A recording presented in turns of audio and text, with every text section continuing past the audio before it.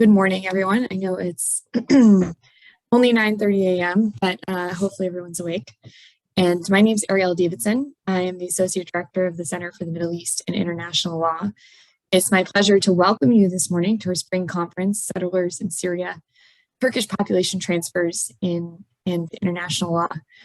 I'd like to start by just saying, the importance of an event like this is really to bring attention to what is a humanitarian crisis in northern Syria that I think many of the panelists would agree when I say this has not received nearly the amount of international attention and reprimand that it probably should, or it most certainly should. And there are a tremendous number of cultural, political, and legal implications as a result of what's occurring right now in northern Syria.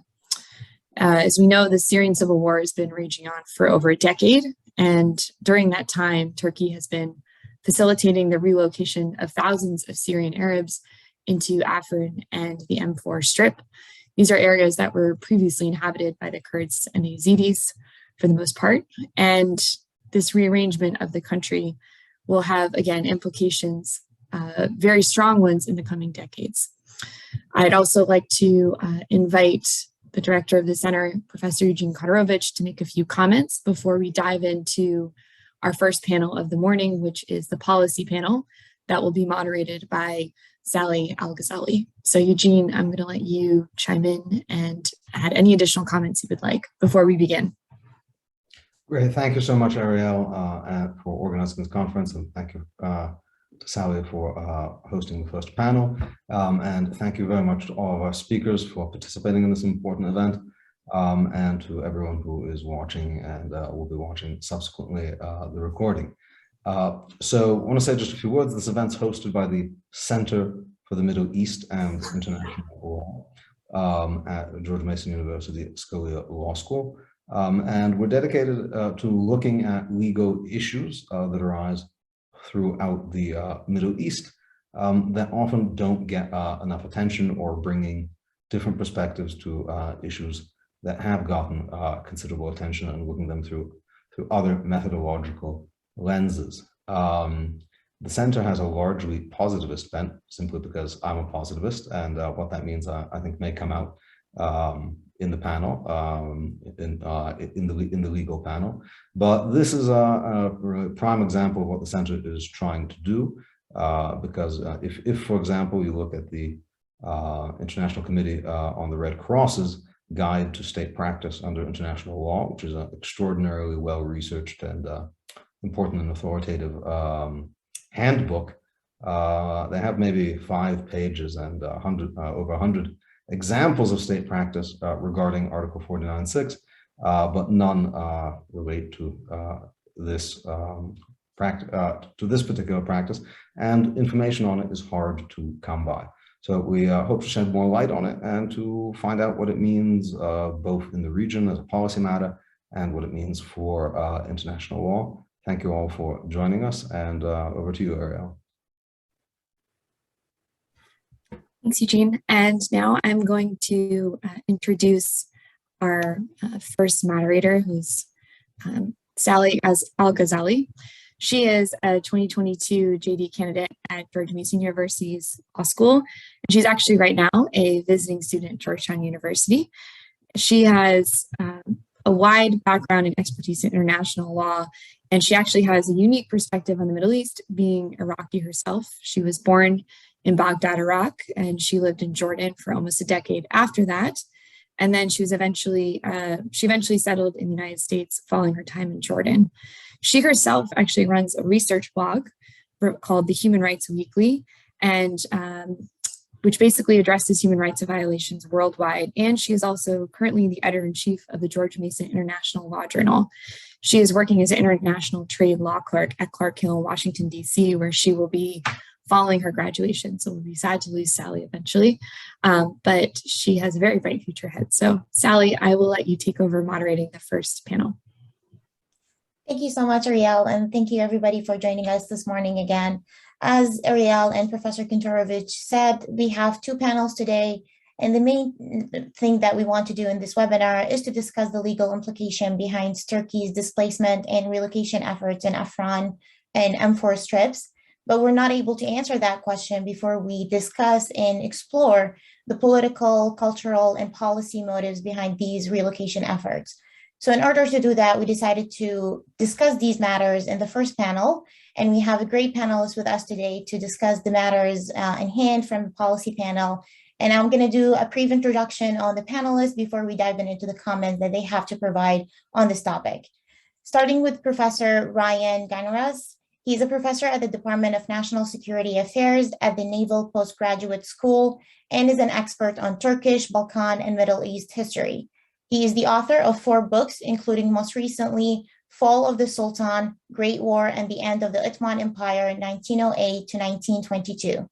He has participated in a wide variety of research and education projects on behalf of the Department of State, Department of Energy, and the Department of Defense.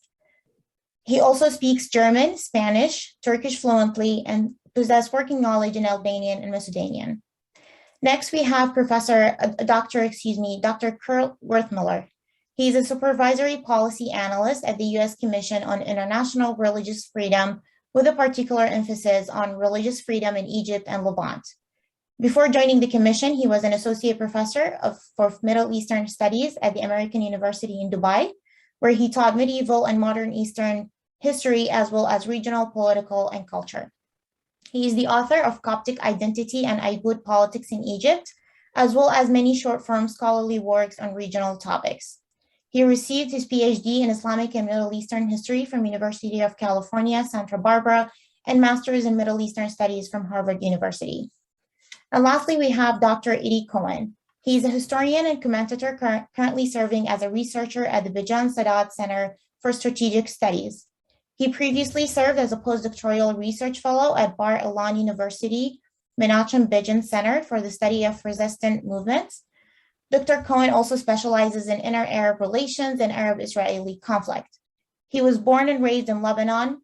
Dr. Cohen was eventually forced to flee Israel due to anti-Semitic violence. He earned his PhD in Middle Eastern history at Bar-Ilan University in Israel, and he also authored many articles and several books, including his most recent, The Mufti and the Jews. So thank you all for joining us today and providing your insight on this topic. I'm now going to allow you to provide your comments on this topic before I ask you a question about the matter, and then open the question for the attendees to ask questions as well. Professor Ryan, you have the floor. Thank you very much. May I share my screen? You may. Okay, thank you. It says disabled screen sharing, so I can't do it. It should have the ability to, let me just make sure. It says host disabled participant screen sharing. Oh, it shouldn't, okay, that's kind of weird. Wait 1 second, we'll fix it. Yes, I will work to fix it. Hold on 1 second. Okay. See right here. It actually, it says all participants. Are you able to share now? I can. It's working just fine. Awesome. Wonderful. Great. Okay. Oh, beautiful. All right. Thank you. First of all, thank you very much for the invitation to speak this morning. It's a real pleasure to be here. Let me just sort of make 2 quick programming notes. Number 1, it's a little early here and it's spring break. So if a child or a dog does barge in, please accept my apologies preemptively. The second is that I'm required to state sort of at the front that what I'm about to present is my opinions. These are my views. They don't reflect Navy or DoD. Now, in any case, what I wanted to try to accomplish this morning in support of this event is to give a little bit of historical background into Turkish policy regarding the Syrian border in particular. And I should say somewhat generally, what I hope to do is sort of leave this topic, relatively up to the point of the Syrian civil war, although I'll sort of give you a few of my ideas about the nature of Turkish policy in the region as it stands now, in the border region as it stands now.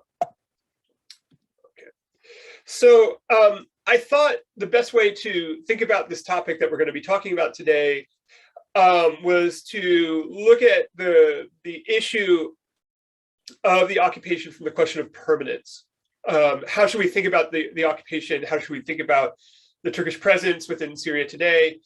One way I think I would best be able to help is by talking about this Turkish policy from the perspective of the past.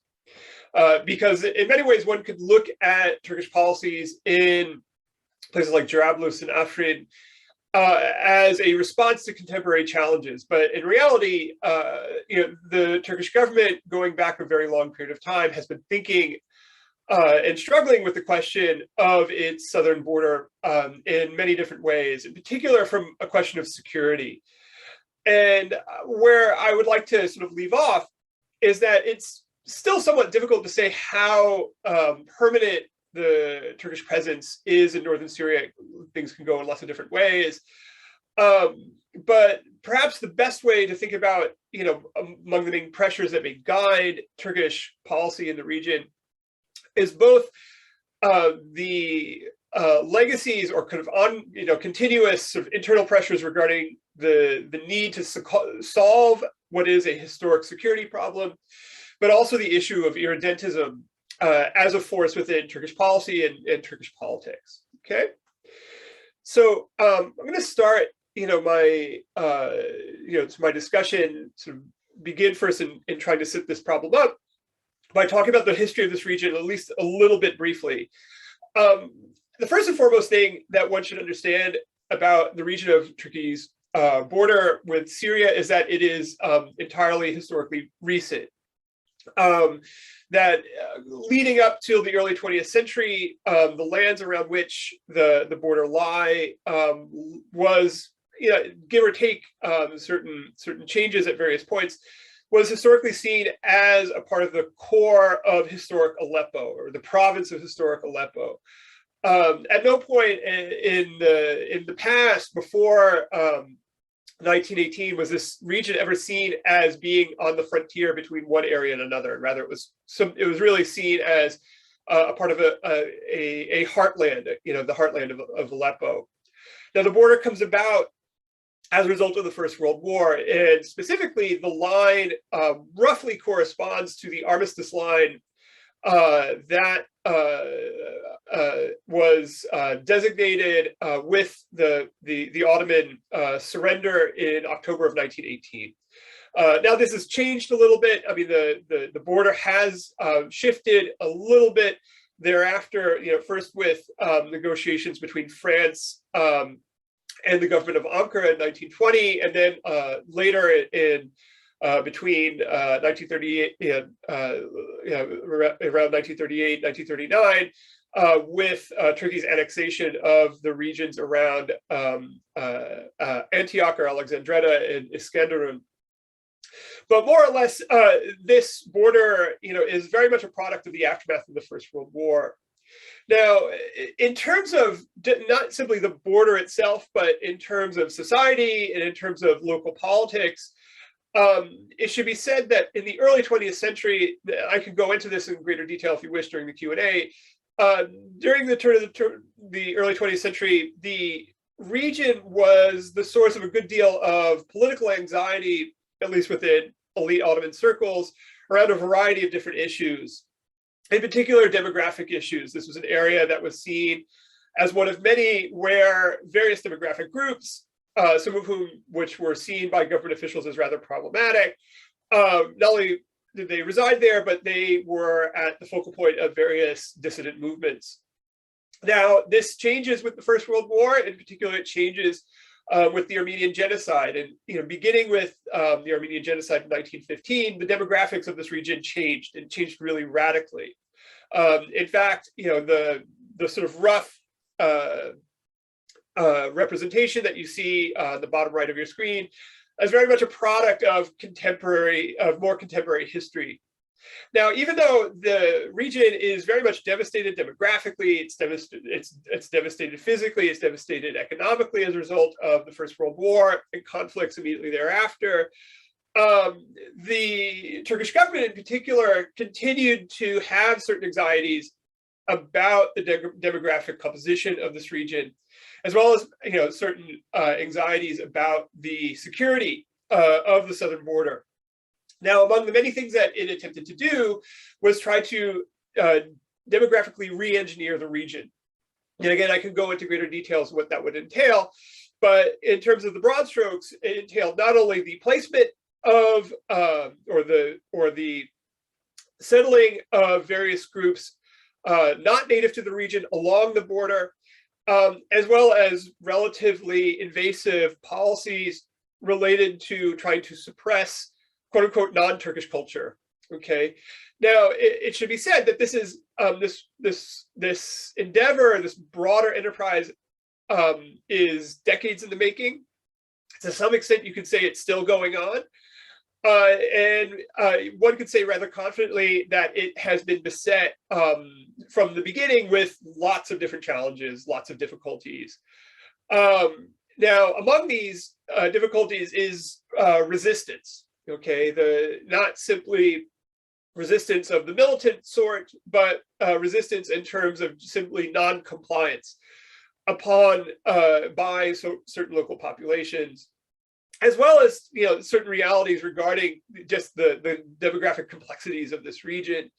I'll give you a sort of really short example here. On the upper right-hand side of your screen is a snapshot of the village of Haran, which is historically quite famous. It's the site of of not only these rather unique dwellings that you see in the front depicted in the screen there, but it's also the site of a Islamic university that had existed there going back to the Middle Ages.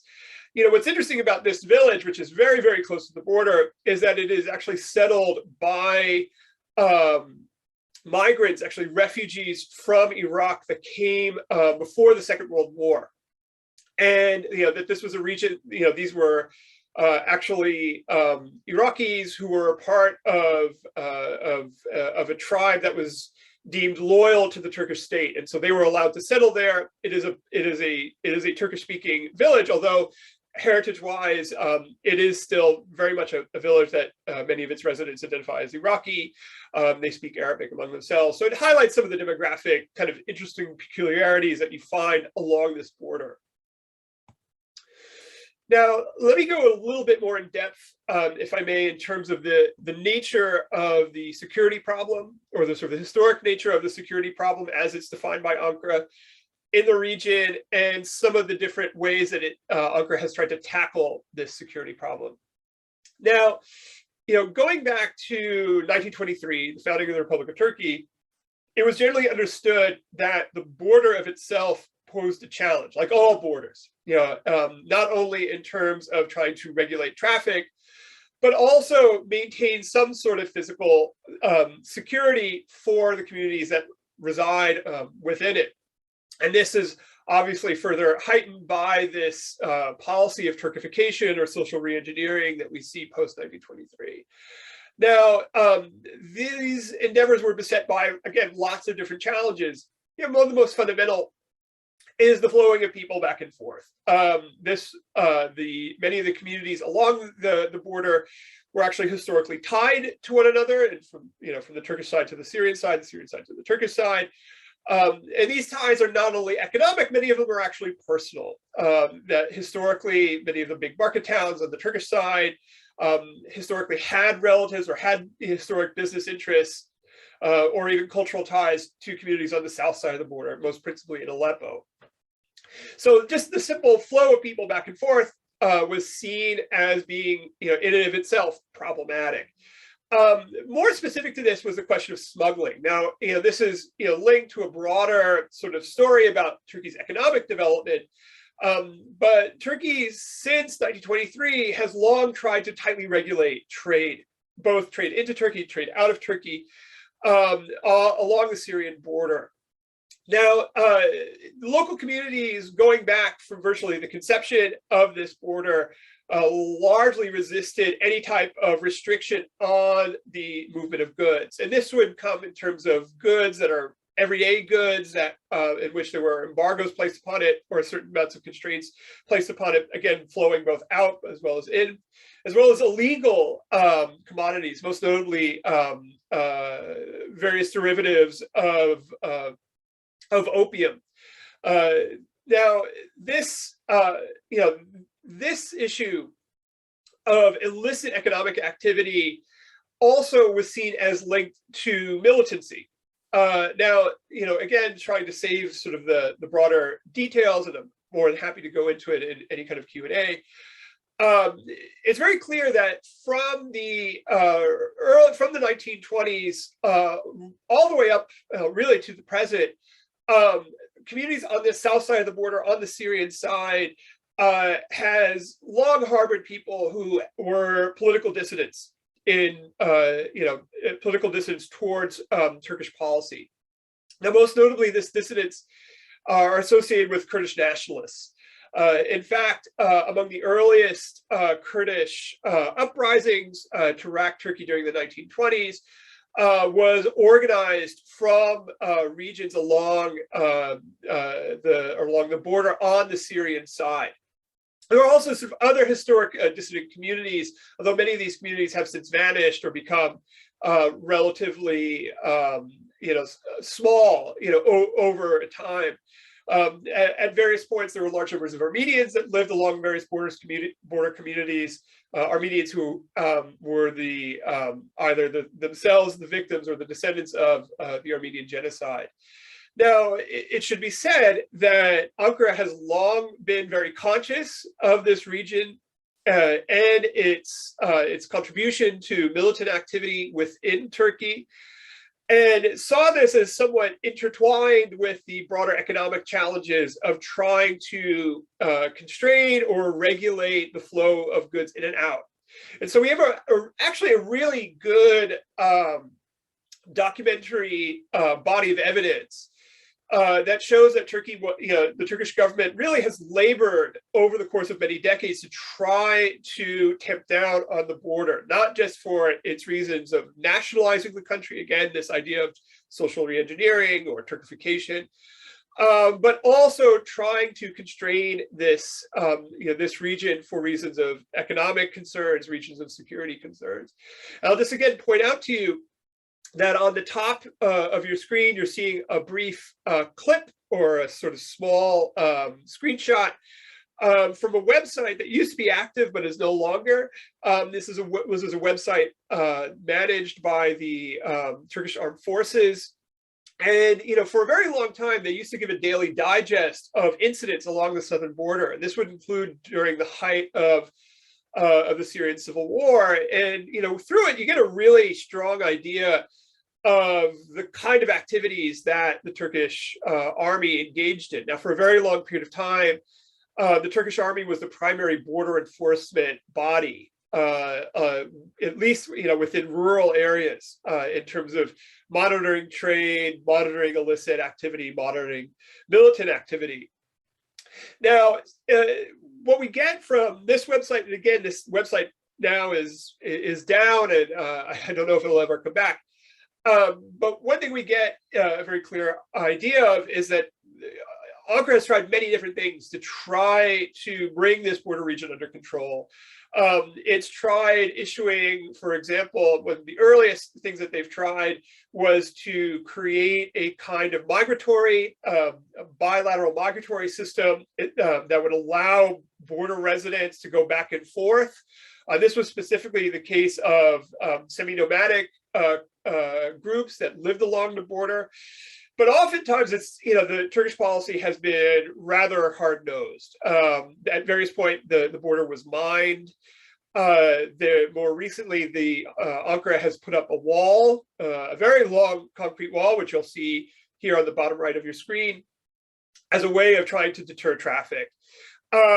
Needless to say, not all of these issues have proven very effective. In fact, again, the clip here, the little screenshot that you see here on the top right, demonstrate that even at the time in which the wall that was constructed existed, you had thousands of people who are being arrested on the Turkish side of the border virtually every day for illicit entry into Turkey. Now, this brings me to the issue of irredentism. Now, very briefly, without going into a longer history of the hows and why irredentist politics exists in Turkey, suffice to say that going back again to the founding of the Turkish Republic, there has always been dissident voices within Ankara itself, as well as within society at large, who have contended that Turkey's borders are illegitimate for the simple fact that there are communities outside of the border that should be within the Turkish state. And that, for one reason or another, Turkey has been forced to abandon lands that should be a part of it, should be a part of the Turkish nation state.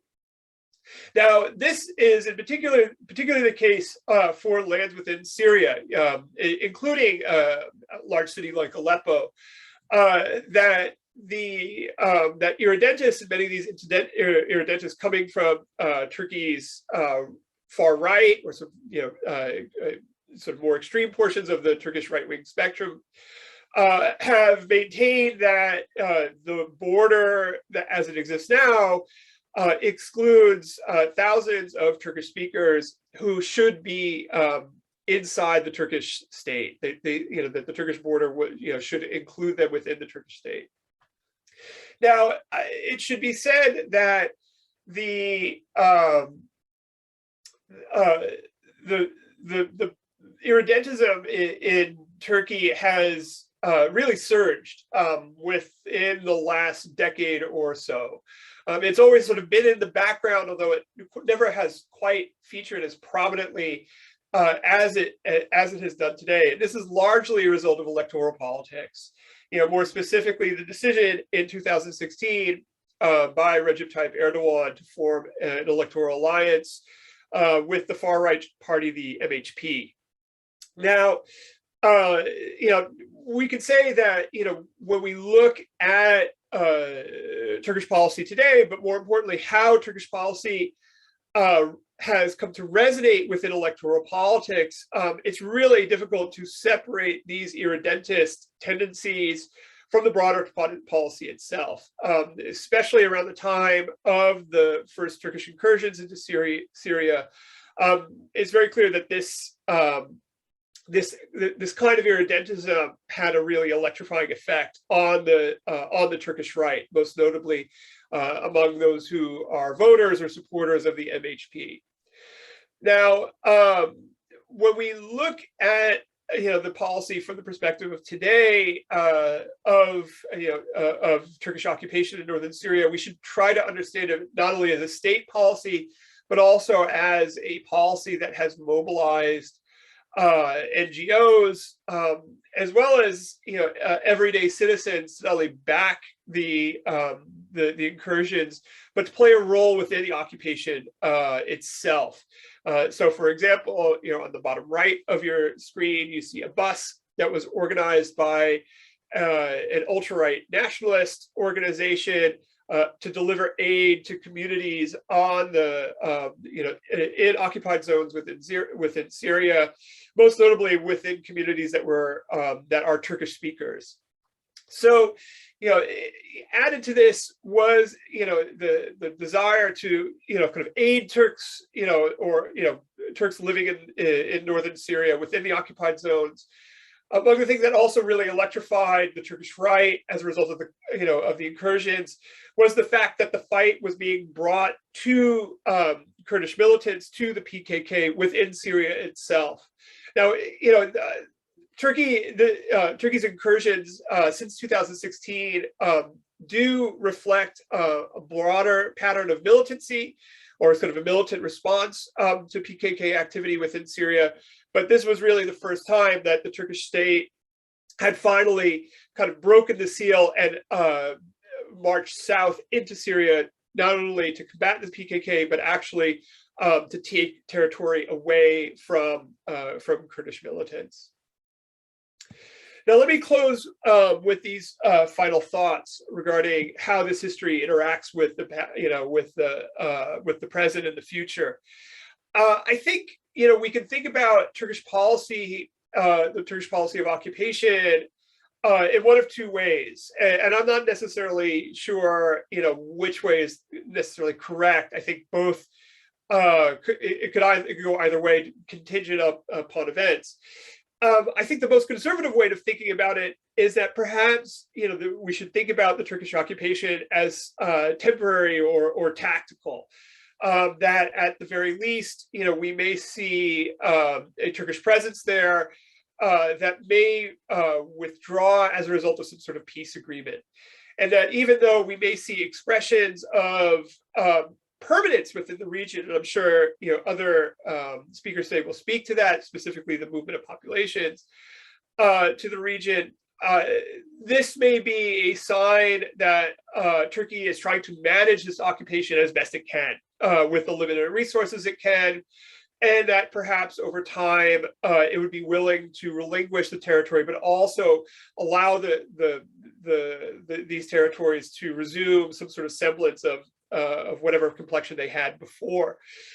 I mean, it is also very, very likely that this is a sign of a longer occupation and that the changes wrought by the Turkish occupation are intended to be permanent. And speaking in favor of that are these long-term historical trends that Turkey has long struggled to try to maintain this region, to maintain security in this region, try to manage the region, and has done so unsuccessfully from its historic side of the border. And so, in short, the occupation in some ways is seen as a historic correction, or perhaps an opportunity to permanently fix the security environment, the economic environment, the cultural environment in a way that suits it and that conforms to its long-term intention. Okay, so I'm going to close there. I thank you, everybody, for your attention. If you have any questions, please do. I'm eager to hear your thoughts. Otherwise, please do email me with your questions. And again, thank you for the invitation. And I look forward to the rest of the panels. Thank you. Thank you so much, Professor Ryan, for the very insightful presentation. Dr. Ruth Miller, you can have the floor now. Wonderful. Thank you very much. Good morning, everyone. As Sally mentioned in her kind introduction, my name is Kurt Worthmuller, and I'm a supervisory policy analyst with the United States Commission on International Religious Freedom, or USCIRF.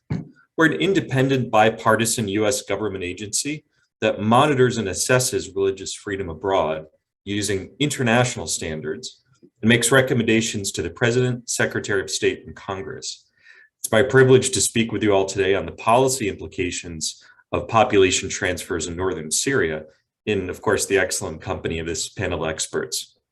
I'd like to first thank the Scalia Law School and, of course, organizers with the Center for the Middle East and International Law, Sally for moderating, Ariel for organizing, Eugene for conceiving of and launching this event. And this is particularly the case as the world's attention in early 22 has perhaps understandably been centered on Russia's brutal invasion of Ukraine. As we know from other conflicts in our time, authoritarian regimes often use such distractions to intensify their perpetration of atrocities when they perceive that no one is watching. So in this case, we must assure that even as we rightly condemn Russia's operations in Ukraine, we also maintain a spotlight on other areas, such as Syria, in which people continue to suffer 11 long years into its conflict. And that spotlight applies to the brutality of the Assad regime, to the radical Islamist control of Hayat Tahrir al-Sham over Idlib, and, apropos of our emphasis today, to Turkey's destructive occupation of a wide band of territory inside Syria's northern border. USCIRF has closely followed the horrific events of the Syrian conflict since it first evolved into a civil war following the regime's repression of a peaceful grassroots uprising in 2011. And we have, in fact, called for the country's designation as a country of particular concern, or CPC, for systematic, ongoing, and egregious religious freedom violations every year since 2014. Those violations apply to the Assad regime, but they also apply to a whole array of state and non-state actors who have played a role in destroying Syrian lives. And that background brings me to the crux of my remarks today, the particular implications for US religious freedom policy of population transfers in northern Syria, and of the religious and ethnic cleansing that has allowed such resettlement to take place. First, I'd like to recognize that conflict zones such as Syria often present a unique challenge in terms of discerning between violence that inevitably results from conflict and the sort of state repression that specifically targets religious freedom and other essential human rights. And yet we can and we must discern as such, including recognizing that radical Islamist non-state actors such as Hayat Tahrir al-Sham or HTS, Jabhat al-Nusra and ISIS before it have made life unbearable for religious and ethnic minorities in areas under their control. We at USERF have been recommending since 2018 that the United States designate HTS as an entity of particular concern for its own egregious abuses of religious freedom in Idlib province. And we've been pleased to welcome the State Department's EPC designation of HTS for the last 2 years. However, we must also continue to reiterate the essential fact that Syrian President Bashar al-Assad and the corrupt system that surrounds him are uniquely culpable in causing and perpetrating the massive 11-year humanitarian disaster of this conflict. It is an inescapable fact that the Assad regime has cynically used the conflict to tighten its ideological grip on religious life in the country, such as taking steps to progressively deepen its control of Sunni Islamic institutions as recently as last year. And throughout the conflict, and indeed for decades, it has done its best to weave a false narrative that it alone stands to protect religious minorities. Its hypocrisy has been evident, of course, in its willingness earlier in the war to destroy churches during its recapture of Aleppo and elsewhere, and it's been evident in other ways that are less dramatic but no less important, such as its announcement in December 2020 that it would continue to identify Yazidis, who are still struggling to recover from the ISIS genocide and repeated displacement, not as members of a distinct religious community with their own identity and traditions, but as Sunni Muslims. USERF has not forgotten the ongoing role that the Assad regime has played in obliterating the human rights of Syrians writ large, including their essential freedom of religion or belief and all that it should entail. But the horrific impact of internal and external forces on religious freedom in Syria is also clearly evident in the country's northern reaches, where Turkey invaded and occupied territory in March 2018 and expanded into a wider swath of control in November 2019. Thanks to the useful documents that today's events organizers have already circulated among participants, I don't need to recap all of these events, but suffice to say that the Turkish armed forces and Turkish-backed Syrian opposition groups, or TSOs, I'm from a government agency, so I need to throw in acronyms whenever possible.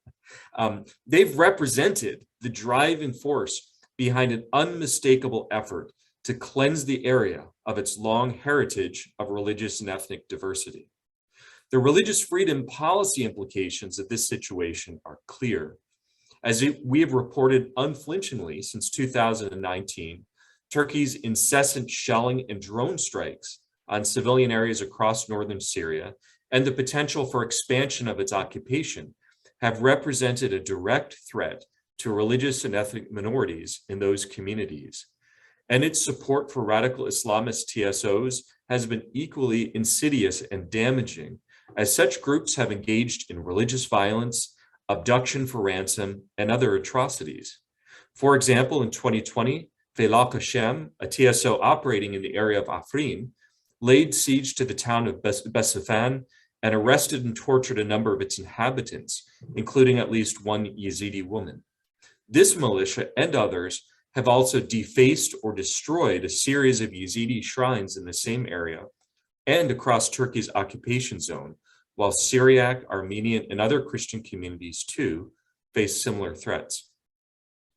Ironically, the start of this process of religious and ethnic cleansing represented a merging of insidious aims between Turkey and the Assad regime.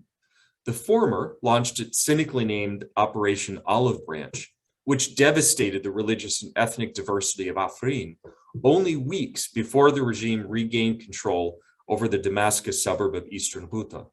Its forces subsequently displaced droves of Sunni Arab families from that area in retaliation for their perceived disloyalty, and most of them fled north, where Turkey and its allied militias facilitated their resettlement into newly abandoned communities in and around Afrin. In other words, Turkey and its allied militias are no less culpable than the regime in ensuring that Afrin and a whole string of towns across Syria's northern border region have become inhospitable, intolerant places for those religious and ethnic minorities whose family have called the area home for generation upon generation. Yusuf has been grateful to see the Biden administration recognize the destructive role that TSOs play in this context. We've recommended for several years that the United States levy targeted sanctions against the worst religious freedom violators among those armed groups. And in 2021, the administration placed such sanctions against TSO Ahrar al-Sharqiyya and its leaders Abu Hatem Shakra and Abu Jafar Shakra, rightly placing them in such infamous company as HTS and other gross violators of human rights and religious freedom. Yusuf continues to call for the expansion of targeted sanctions to all such violators in that area, even as we have also continued to call on the administration to take a firm stance against Turkey's ongoing occupation and abuses, either direct or through proxy forces in northern Syria. Finally, one of the central policy conundrums that inevitably emerges from the complicated Syrian morass is the question of what steps the United States and its international partners can actually take in order to make a constructive difference.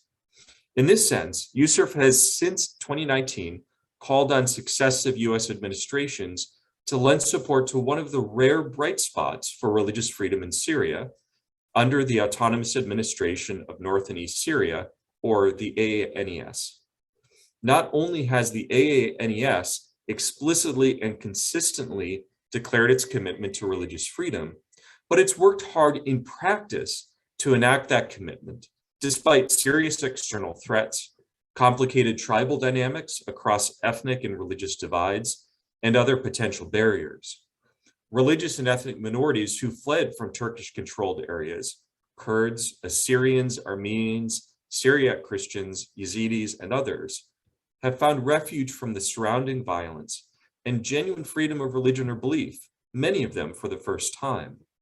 Some practical religious freedom and other challenges persist in this area, of course, often stemming from the complicated relationship of the Autonomous Administration's founding constituents with Kurdish nationalism and the sheer fragility of the surrounding circumstances. These challenges include reports of underage conscription and past concerns from the Syriac Christian community regarding school curriculum. But more importantly, they include a persistent and pervasive fear among religious minorities that a resurgence of ISIS, a return of the Assad regime, or the nearby presence of the Turkish army and TSOs could at any time destroy their safe haven. In other words, despite the AANES's concrete efforts toward religious and ethnic inclusiveness, many among its diverse population remain uncertain whether it can remain a safe haven in the years to come. With this tenuous situation in mind, Yusuf continues to call on the Biden administration to not only generally view the AANES as a partner, as it has tacitly done for some time, but to put that partnership into greater action. As we've consistently recommended over the last 2 years, the United States should lift sanctions from AANES territory, and it should recognize the AANES as a legitimate local government, not to impede the territorial sovereignty of Syria, but rather to create for the Autonomous Administration a meaningful seat at the table of Syria's future. But to ensure that the AANES can remain a viable safe haven for vulnerable religious and ethnic minorities and a regional model for religious freedom, the United States government must reduce its chief existential threat by taking a firm stance on Turkey's withdrawal from Syria and demanding that it rein in those TSOs who have made life unbearable for those few minority communities who remain under their heel. No Syria policy can truly bring an end to the religious and ethnic cleansing of the country's north, or can help to protect the hard-fought freedoms of those in its northeast without addressing such a withdrawal. Thank you again for this opportunity to engage with such an esteemed and knowledgeable panel of experts, and of course, for working to keep the sorrows of Syria in the eye of the public and policymakers alike. Thank you so much.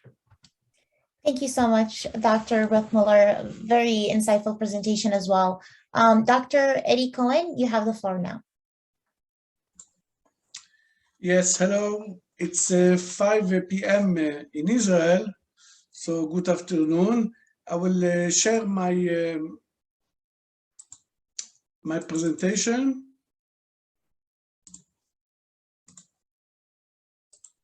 Do you see it? Yes?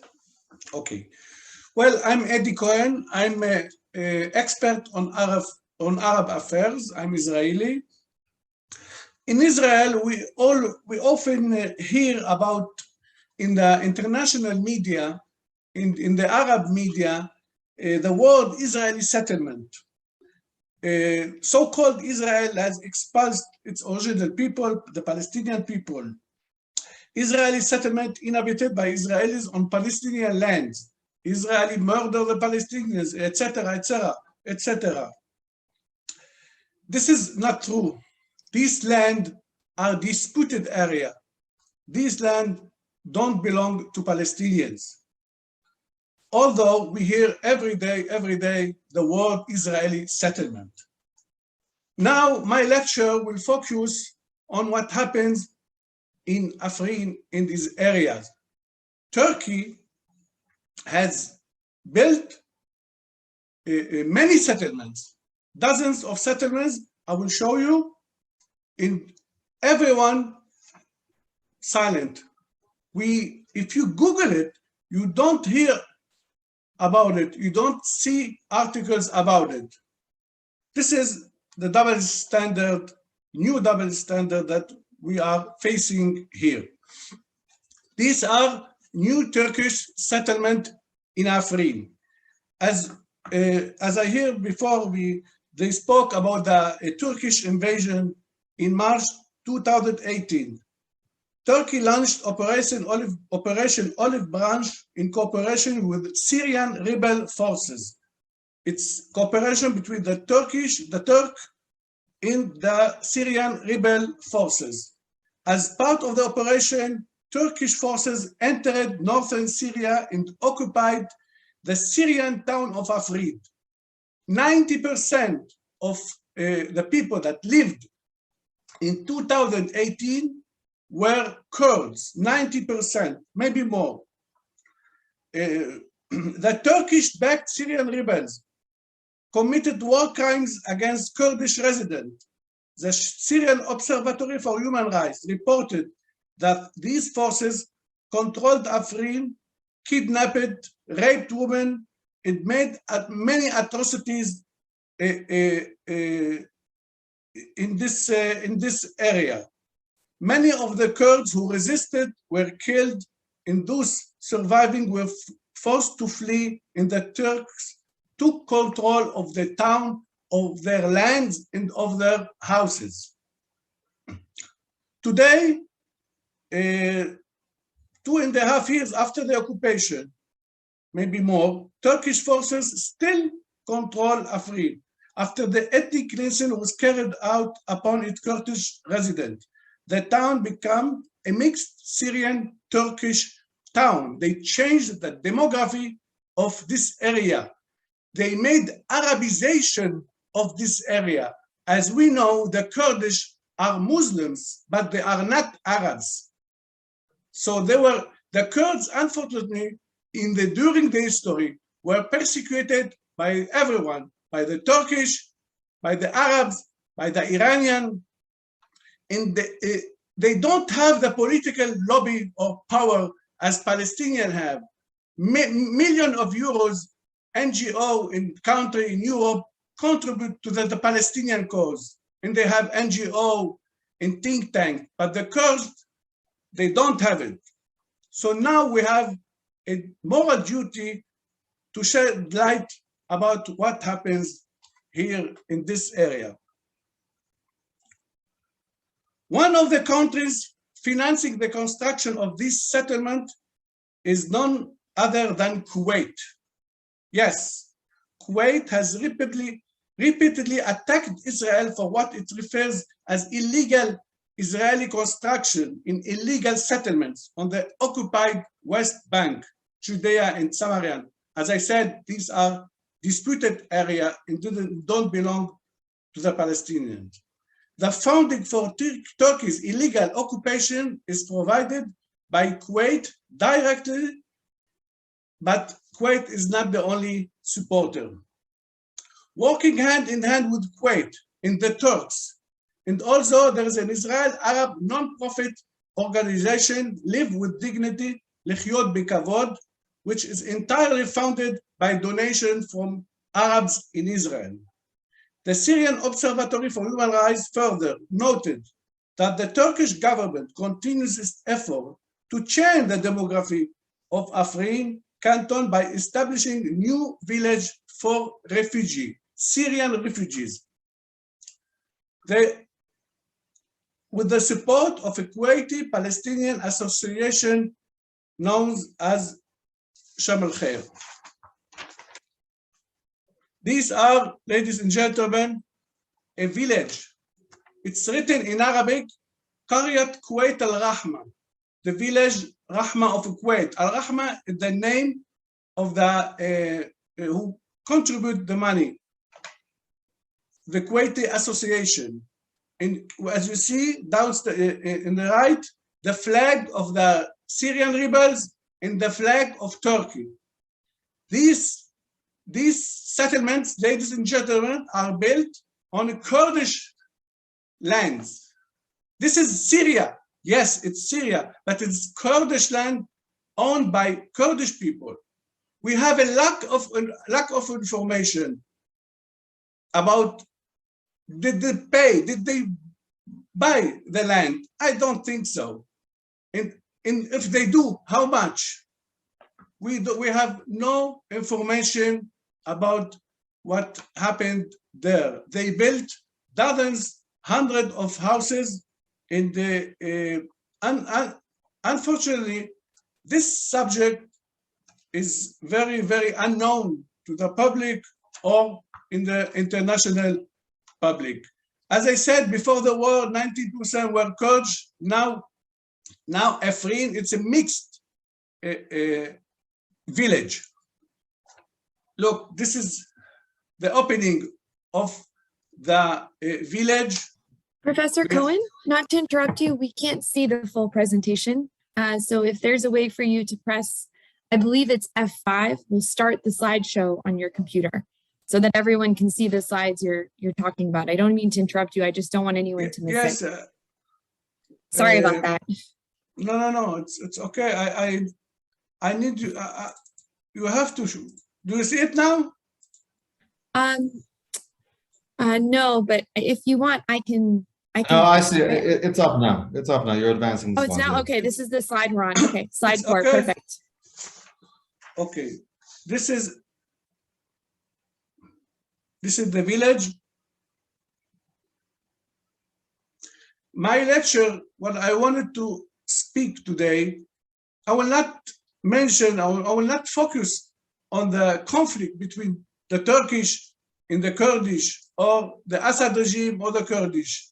What my purpose is to show you and to show the public opinion in the whole world also what happened 3 years ago or 2 years ago in Afrin, where we were all busy about the corona. The Turkish built illegal settlements. They killed the owners, they robbed the owners. We don't have enough information, but surely these settlements are illegal. This is also, do you see the picture? This is the opening of the village. You can see the Kuwaiti flag and you can see the Turkish. The Kuwaiti and the Turkish, this regime are affiliated with the Muslim brothers. They help each other. this we have to, with this picture, we have the legal aspect in order to investigate how this Afrin, a Kurdish city, become now an Arabic city that Arabs lived there. I think the Kuwaiti government must answer the question. The Kuwaiti government must give us questions. What the Turkish also, of course, the Turkish are responsible as occupier. This is under, it's illegal. They changed the demographic status of Afrin. Unfortunately, the Kurds are very weak, and their voice is not heard by the international community. I urge you, all of the panelists, to begin to investigate and to shed light what happened in Afrin. We have pictures now. You see, these are dozens. Do you see this new Syrian village? Do you see it? This is what slide are you supposed to be on? This is the Al-Raqqa slide. This is a new Syrian village for who lives there. There are Turkish proxies, Syrian rebels, but it's on Kurdish lands. It's on Kurdish land in Afrin.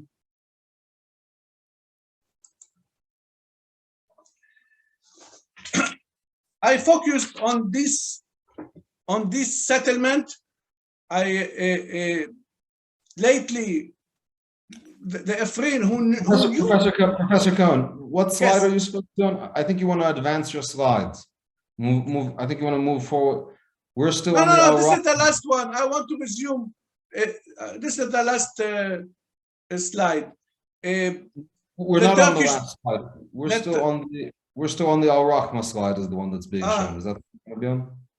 We're on slide 4.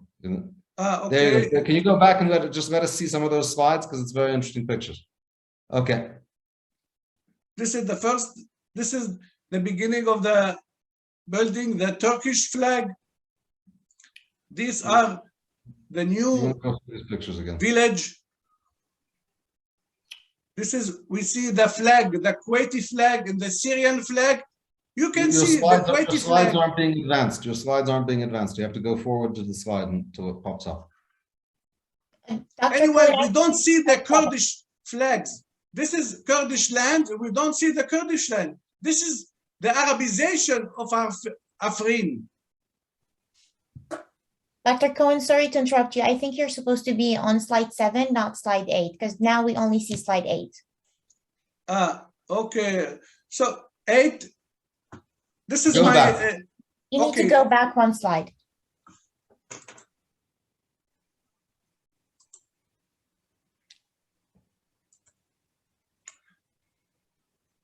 Okay. You What should be I able to want click.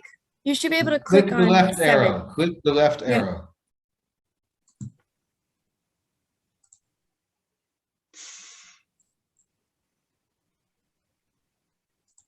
Is it okay? Can we see Go it? back. We did not if you click back onto the next slide. Click back.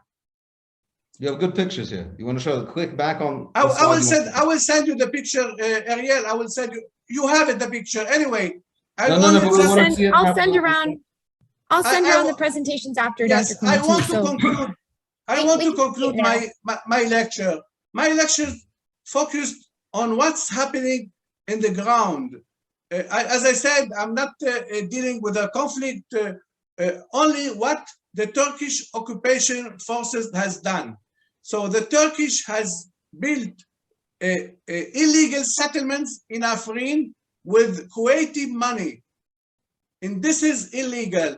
I'm not speaking now about the atrocities or they killed the Kurd. This is another aspect of the conflict. I'm speaking now about the Turkish settlement. The world must know that the Turkish, with Kuwaiti money, built illegal settlement. They all the day speak about Israeli settlement Now it's time to speak, to hear the new word, Turkish illegal settlement. We have, as a researcher, a moral duty to shed light about this, what happens in the ground. And thank you for inviting me. Thank you so much, Dr. Cohen, and thank you everybody for the very insightful presentation. I think one theme we are gathering from all of those presentations is the lack of coverage on this topic. There's not a lot of attention on the international community and overall coverage on this topic. So I want to ask the panelists, and I want to provide everybody an opportunity to speak on this and provide your opinion on why you think there's not a lot of coverage and attention on this topic. And Professor Ryan, you can start with answering the question if you have any insight. Sure. Why do I think there's a little coverage? I think partly because it's the region is obscure.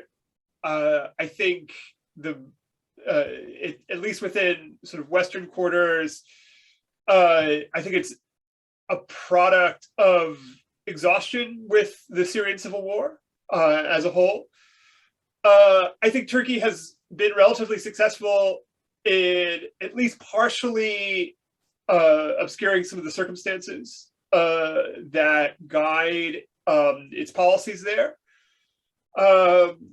Yeah, I don't know. I'm not sure, even if you could have assumed the opposite, I'm not sure what aspects of the Syrian civil war gets proper coverage. I think it's, that's kind of a broader question, but those are my thoughts.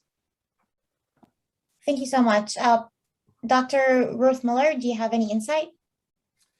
Yeah, well, I actually would probably say roughly the same thing that Ryan said. I think there's a lot of media and public exhaustion on Syria in general. I mean, certainly if we compare the way that the conflict was covered, certainly 10 years ago, maybe even 7 or 8 years ago, or certainly during the height of the presence of ISIS, there was a lot of coverage at the time because of their sort of unique predilection for very dramatic forms of violence.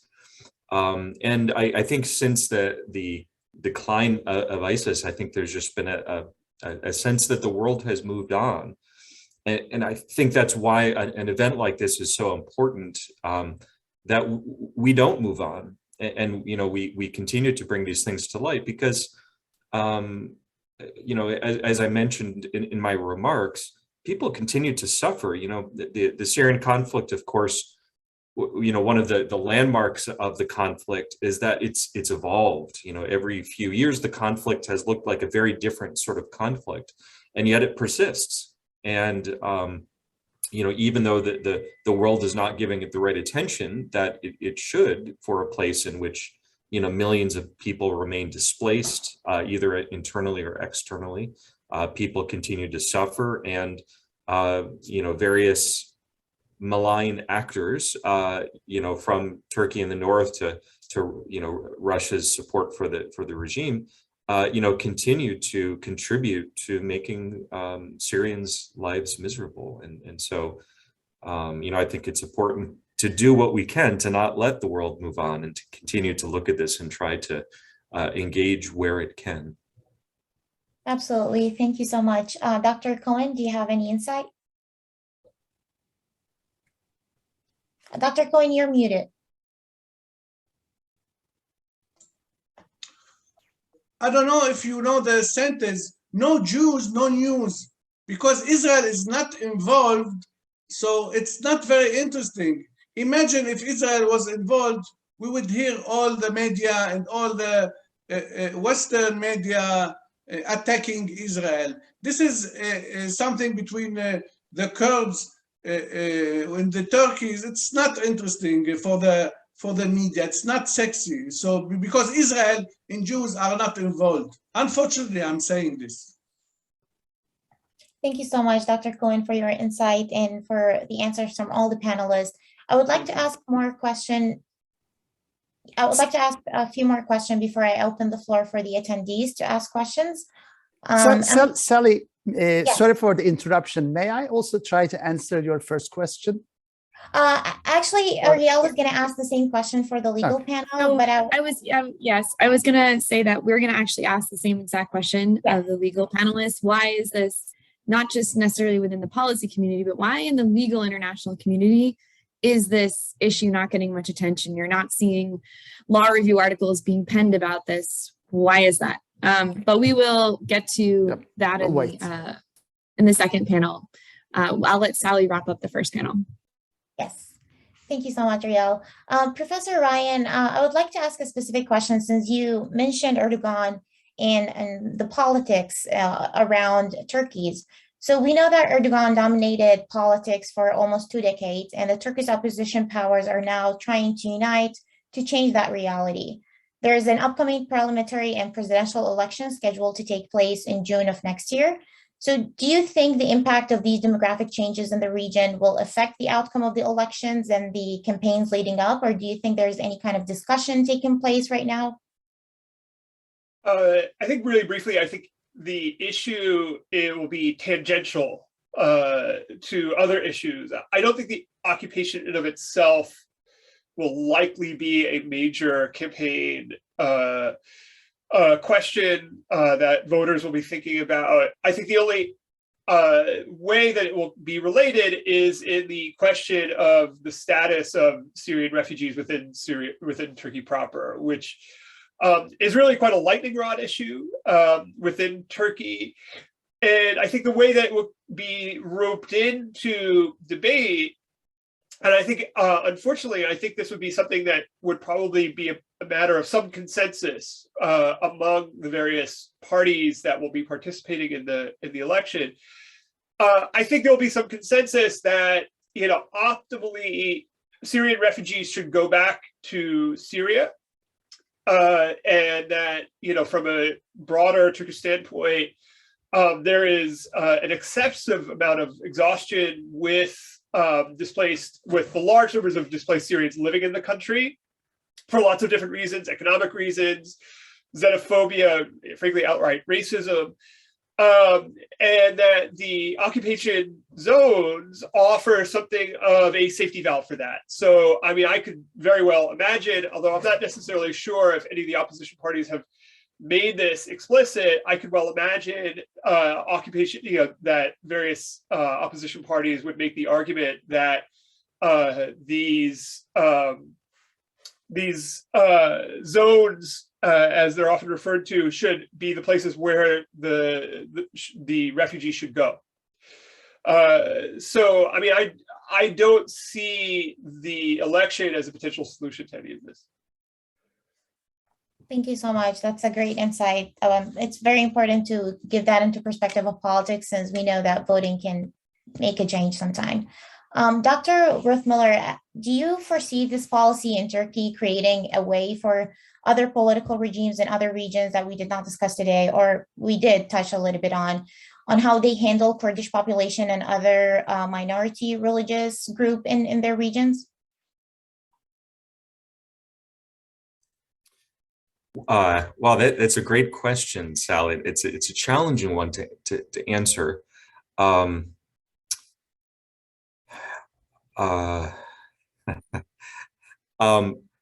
might need an hour to think about that before I answer fully, but maybe I can answer in this way. I think, as some of my my fellow panelists have mentioned, there is a certain way in which Turkey views the circumstances in northern Syria in a bit of a unique way, because of its relationship, of course, with Kurdish communities. It's a very fraught relationship, obviously. And some of the other concerns related to the conflict, related to refugee issues, and of course, as always, its own domestic, political circumstances looming in the background of anything, related to Turkish policy. And I do want to be careful, because I'm not a Turkish expert. I'm, much more of an expert on the things on the southern side of the border, in a sense.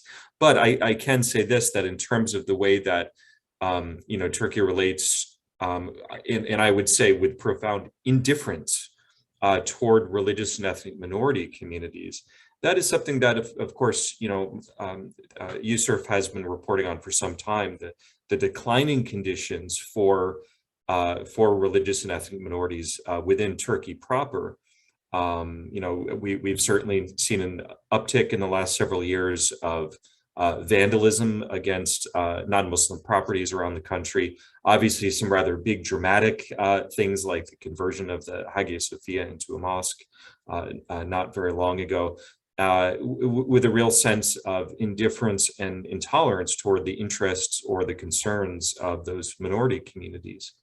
And we see that rejection of any sort of consideration for the well-being of those communities in Turkey's policy in northern Syria.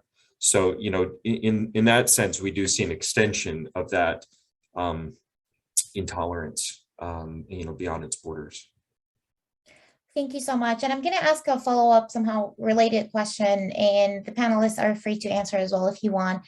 But it can be argued that the motives behind Turkey's displacement and resettlement efforts is to suppress Kurdish identity and culture. So my question to you is, has there been any response from Kurdish groups and political powers in other regions, say specifically Nashirvan Barzani in Soleimani and Erbil in Iraq? Has there been any response, and how are they handling what's going on in Turkey? I would have to leave some of the details of that to some of my colleagues here who have a little bit more expertise in terms of Turkey's foreign relations. But I can say that one thing that's important to note in this sense is to, as we would say about most communities, is to not paint the Kurdish community with one broad brush, because of course the interests of the Kurdish communities in northern Iraq, in northern Syria, in eastern Turkey, and elsewhere are unique. They've got their own circumstances, their own context, in many cases, their own political parties and agendas.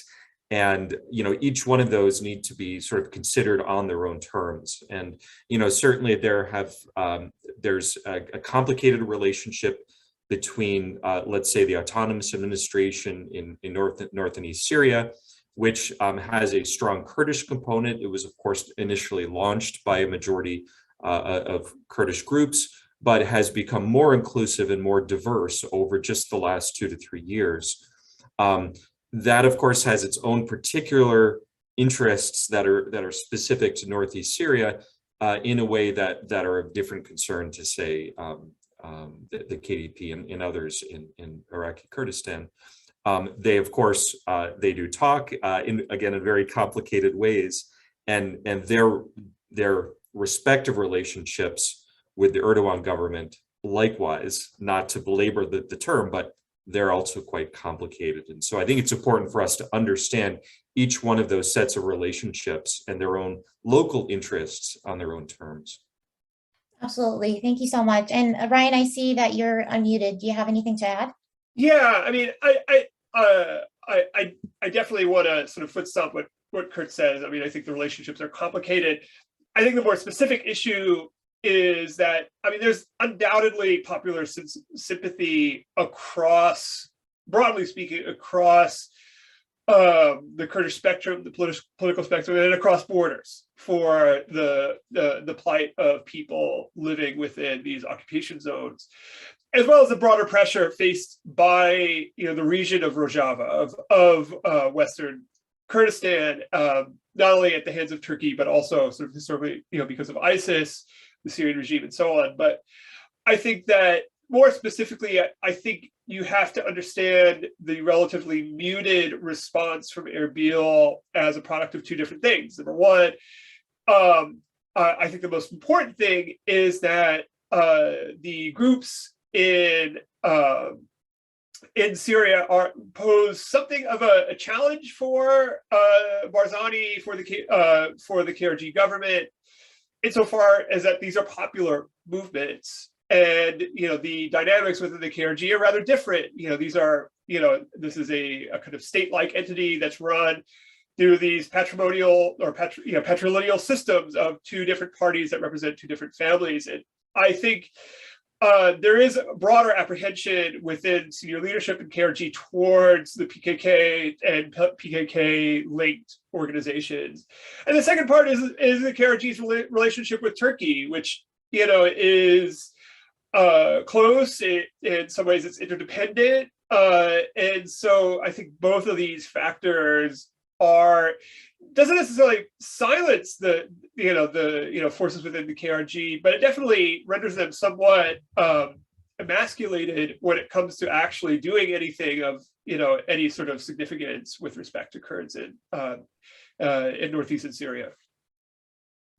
Thank you so much. And we have a specific question actually from Professor Kontorovich to Dr. Worth-Miller. So the question is, if USRF has specifically, reported or made recommendation regarding the resettlement policy, and whether they had any legal characterization of the policy, or if he can say anything about whether there is any stance from the Department of State on what's going on.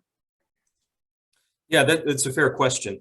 I should say from the outset, for the last part of the question, I can't answer for the Department of State, but I would recommend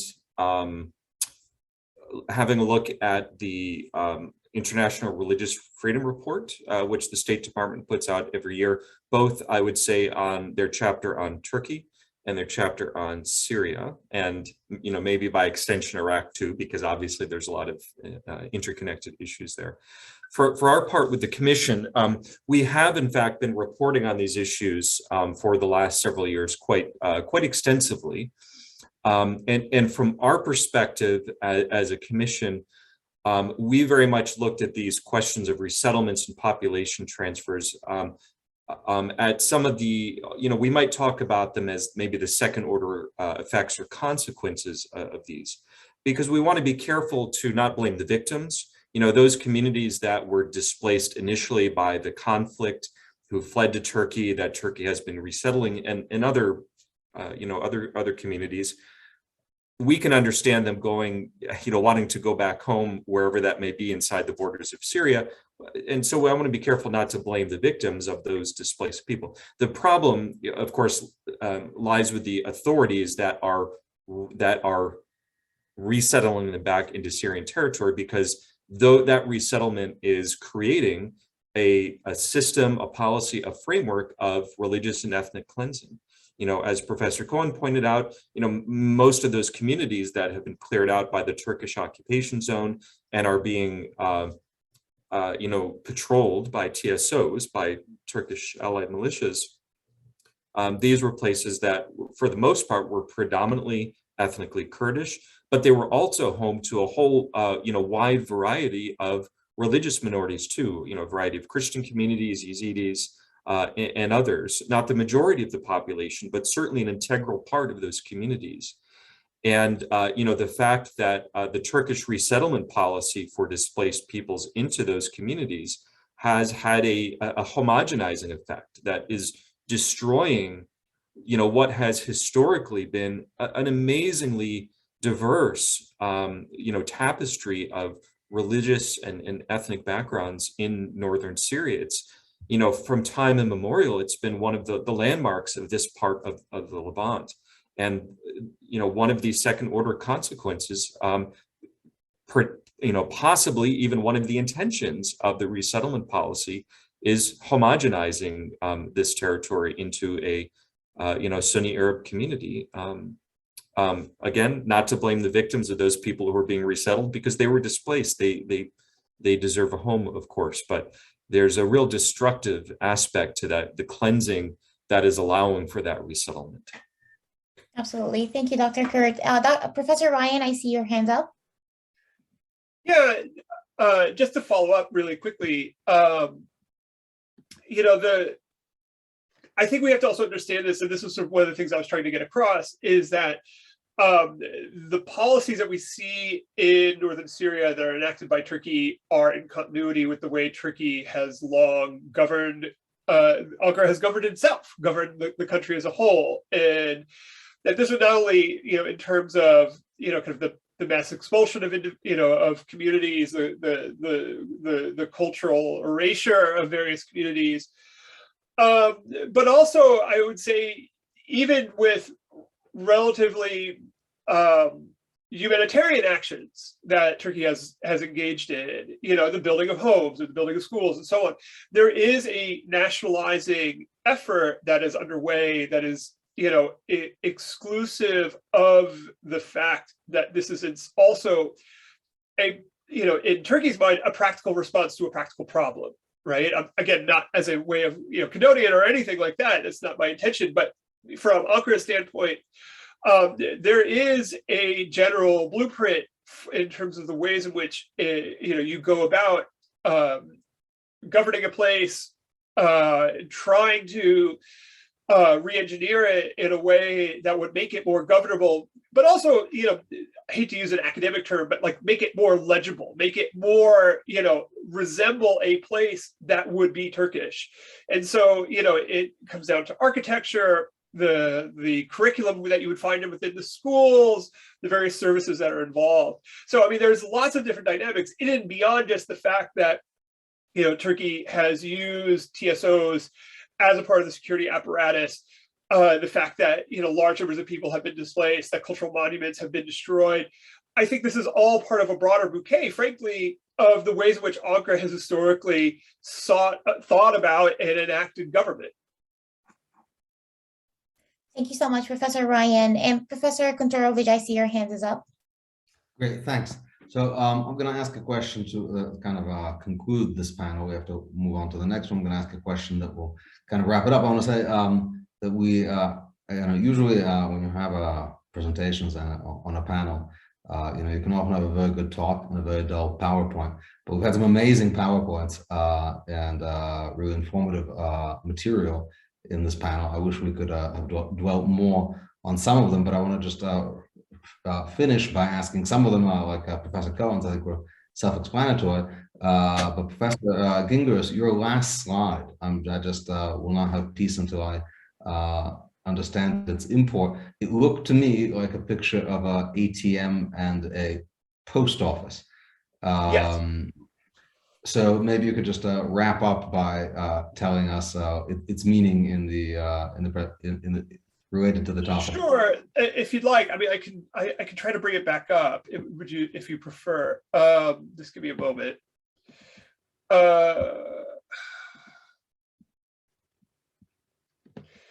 I'll explain a couple of those points if you wish. I mean, so what you're seeing here is the hospital of Jarablus, and as you can tell, it is both the signs are both in Arabic and in Turkish, obviously not in Kurdish, even though there's not necessarily historically a very large Kurdish population in Jarablus. Yeah, I mean, this is kind of billed as a this is not a hospital. This is not an impromptu hospital. This is a rather expansive medical facility. The sign reads that it has both kind of in service multiple multiple clinics, sort of treatment of multiple types of medical cases, as well as sort of in residence beds. And this is something I should mention that is being financed directly by the Turkish Ministry of Health. Okay, and that in fact the regions of Jarablus and Afrin are actually governed directly by the provincial authorities in the neighboring provinces. So if you go, so I'll just sort of skip. What about the post office? Yeah, here we are. So the post office, this is actually, I mean, I think this is one of the more striking things. This is the Turkish National Postal Service. So, the Postal Service, and again, this is where you can sort of argue where the ambivalence of this is a little, kind of a little bit more glaring. On the one hand, you could ask the question, well, why would the Turkish National Postal Service offer, kind of open up a branch in Jarablus? I mean, you could look at it and say, well, what other sort of mechanisms would you have, or would you be able to utilize in administering this region, right? Then you could sort of say that this is an expression of Turkey trying to make do with the tools that it has. On the other hand, it's really glaring. I mean, this is a Turkish national institution that has opened up a branch in a foreign country. And so it is represent a certain kind of permanence. And yes, I mean, you have an ATM that's run by the Turkish National Post Office. The sign is in Turkish. I mean, there are no, Turkish is technically speaking, not a native language to the town of Jarablus. But again, you could say this is really for the benefit, more for the people who actually work and service this than it does for the people who live there. So I think that, this is something that, again, you can look at it in lots of different ways. Thank you so much. You're welcome. Thank you so much, Professor Ryan, and thank you for the question, Professor Kantorovich. And for all our panelists on the policy panel, thank you so much for the very insightful information that you provided. Now we're going to move to the legal panel, so I'm going to hand it over to Ariel. Thank you, Sally, for your work in moderating the first panel, and thank you to the panelists from the first panel. I will try to keep these introductions brief so that we can get right to the comments. And for our order of operations here, Akon Erdemir will be speaking first, followed by Professor Chris Jenks, and then lastly, Professor Kantorovich. So I will start with Dr. Akon Erdemir. I will say that he just recently became the Director of International Affairs Research at the Anti-Defamation League. But prior to his role at the ADL, where he did a great amount of his research that was involved in this presentation, he was a senior director of the Turkey program at the Foundation for the Defense of Democracies. Notably, he's a former member of the Turkish parliament from 2011 to 2015. While there, he served in the EU-Turkey Joint Parliamentary Committee, the EU Harmonization Committee, and the Ad Hoc Parliamentary Committee on the IT sector and the Internet. He has been a very vocal defender of pluralism, minority rights, and religious freedoms in Turkey, as well as the broader Middle East. He is a founding and steering committee member of the International Panel of Parliamentarians for the Freedom of Religion or Belief, and a drafter of and signatory to the Oslo Charter for Freedom of Religion or Belief, as well as a signatory legislator to the London Declaration on Combating Anti-Semitism. So Dr. Erdemir, I will let you speak, and then I'll do the introductions for the next speakers. So thank you. Thank you, Ariel, and thank you to the organizers for the kind invitation. It's great to join this great lineup of panelists. And again, I'm not here with my ADL hat, and my comments are not on behalf of ADL. And this is basically research I carried out at the Foundation for Defense of Democracies while I was the senior director of the Turkey program.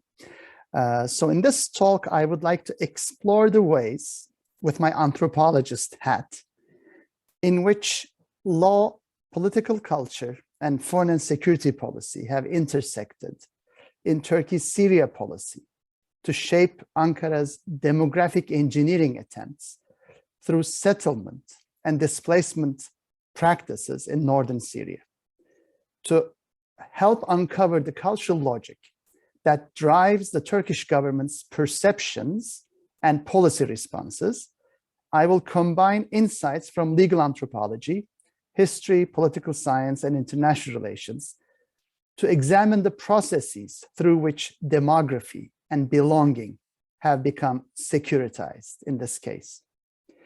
Overall, Turkey's demographic engineering practices in Syria have been intricately connected to the significant change in Ankara's objectives in Syria since the beginning of the civil war in 2011.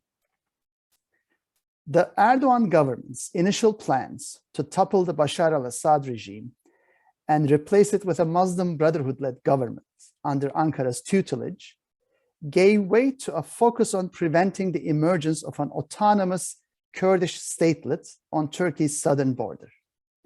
This change was brought about by Assad's cunning move to withdraw regime forces from the Kurdish majority areas in the country's north in 2012, allowing Syrian Kurdish Democratic Union Party, namely the PYD, to control and run the region. This development toward a de facto form of Kurdish self-rule by a political group that Ankara sees as an offshoot of the terrorist-designated Kurdistan Workers' Party, namely the PKK, led to a transition in Erdogan government's policies from regime change in Syria to regime defense back at home in Turkey. Turkey's ensuing military operations into northern Syria and the accompanying forced displacement and settlement policies in the region, however, are not solely about denying territorial control to the PYD's military wing, the People's Protection Forces, namely the YPG, and thereby strategic depth to the PKK. For Ankara, the greater threat remains the idea of Kurdish autonomy or self-rule. Hence, after taking over Afrin, for example, Turkish forces tore down a statue linked to Kurdish culture, renamed streets and public places to replace Kurdish words, and suppressed Kurdish language and identity. Ankara's forced displacement of Kurds, both Muslims and Yazidis, and resettlement of Syrian Arabs and other political allies, including non-Syrian members of Turkey-backed proxy fighters from other regions, fit into a broader strategy of preventing a viable Kurdish entity across Turkey's borders. Demographic engineering has long been a central feature of Turkish statecraft, which not only precedes the rule of Turkey's Islamist-rooted Justice and Development Party, namely the AKP, in power since 2002, but also precedes the Republic of Turkey, established in 1923.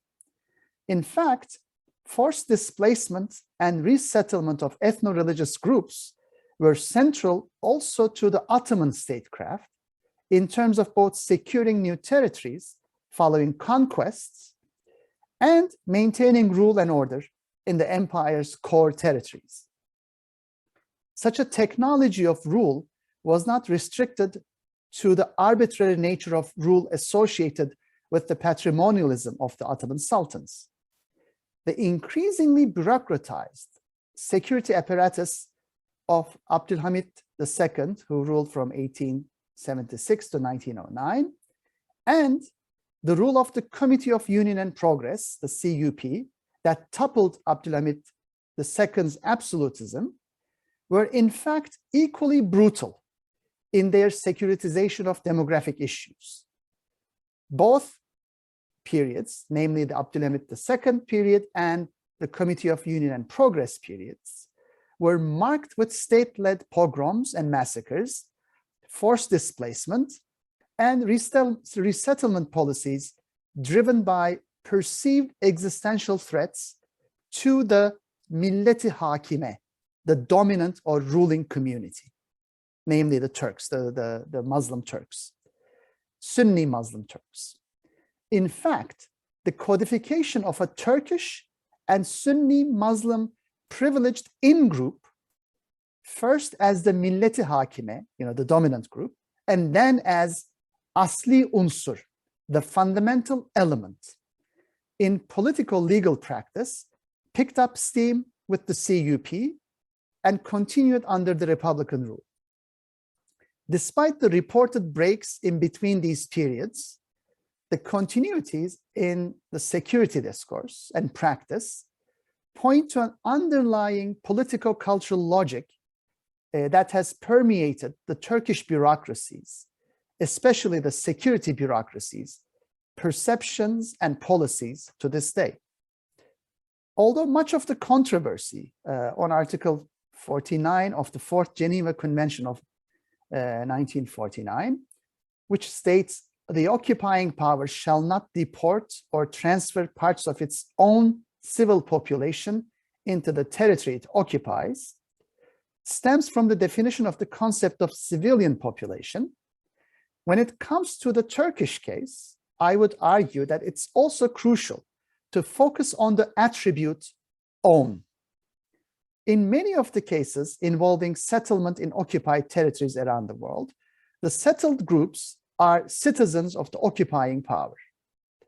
Although the concept of citizenship is clearly defined in the Turkish legal system, Ankara's official discourses and practices concerning citizenship point to a more fluid and complex relationship that requires a closer scrutiny of the implications of the concept of, quote, own civilian population, end quote.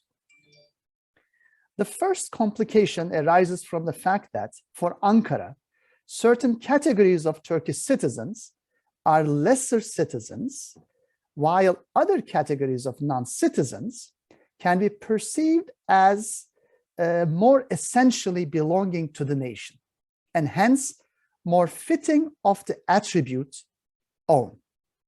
In 2005, for example, then Secretary General of Turkey's Chief of the General Staff issued a press release condemning the attempts to burn the Turkish flag during Nowruz celebrations or Nevroz celebrations in Mersin, in Turkey's Mediterranean coast province of Mersin, referring to the individuals, mostly pro-Kurdish individuals involved, as sözde kendi vatandaşları, the so-called own citizens of Turkey.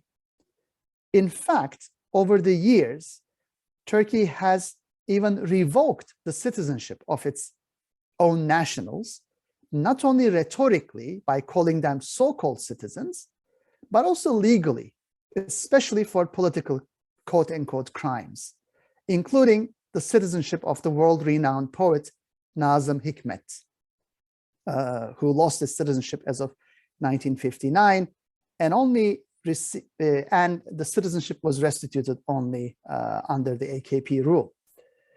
While it is quick and easy for Ankara to disown a citizen, it could be equally quick and easy for foreign nationals to be embraced as Turkey's very own through fast-track citizenship procedures.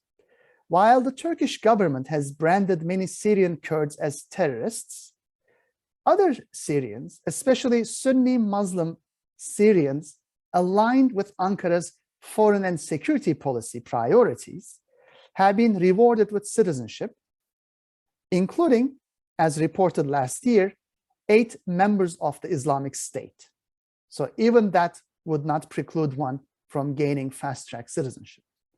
To complicate matters further, Turkey also offers an immediate citizenship program for foreign nationals who are willing to acquire real estate worth $250,000 and commit to holding it for 3 years.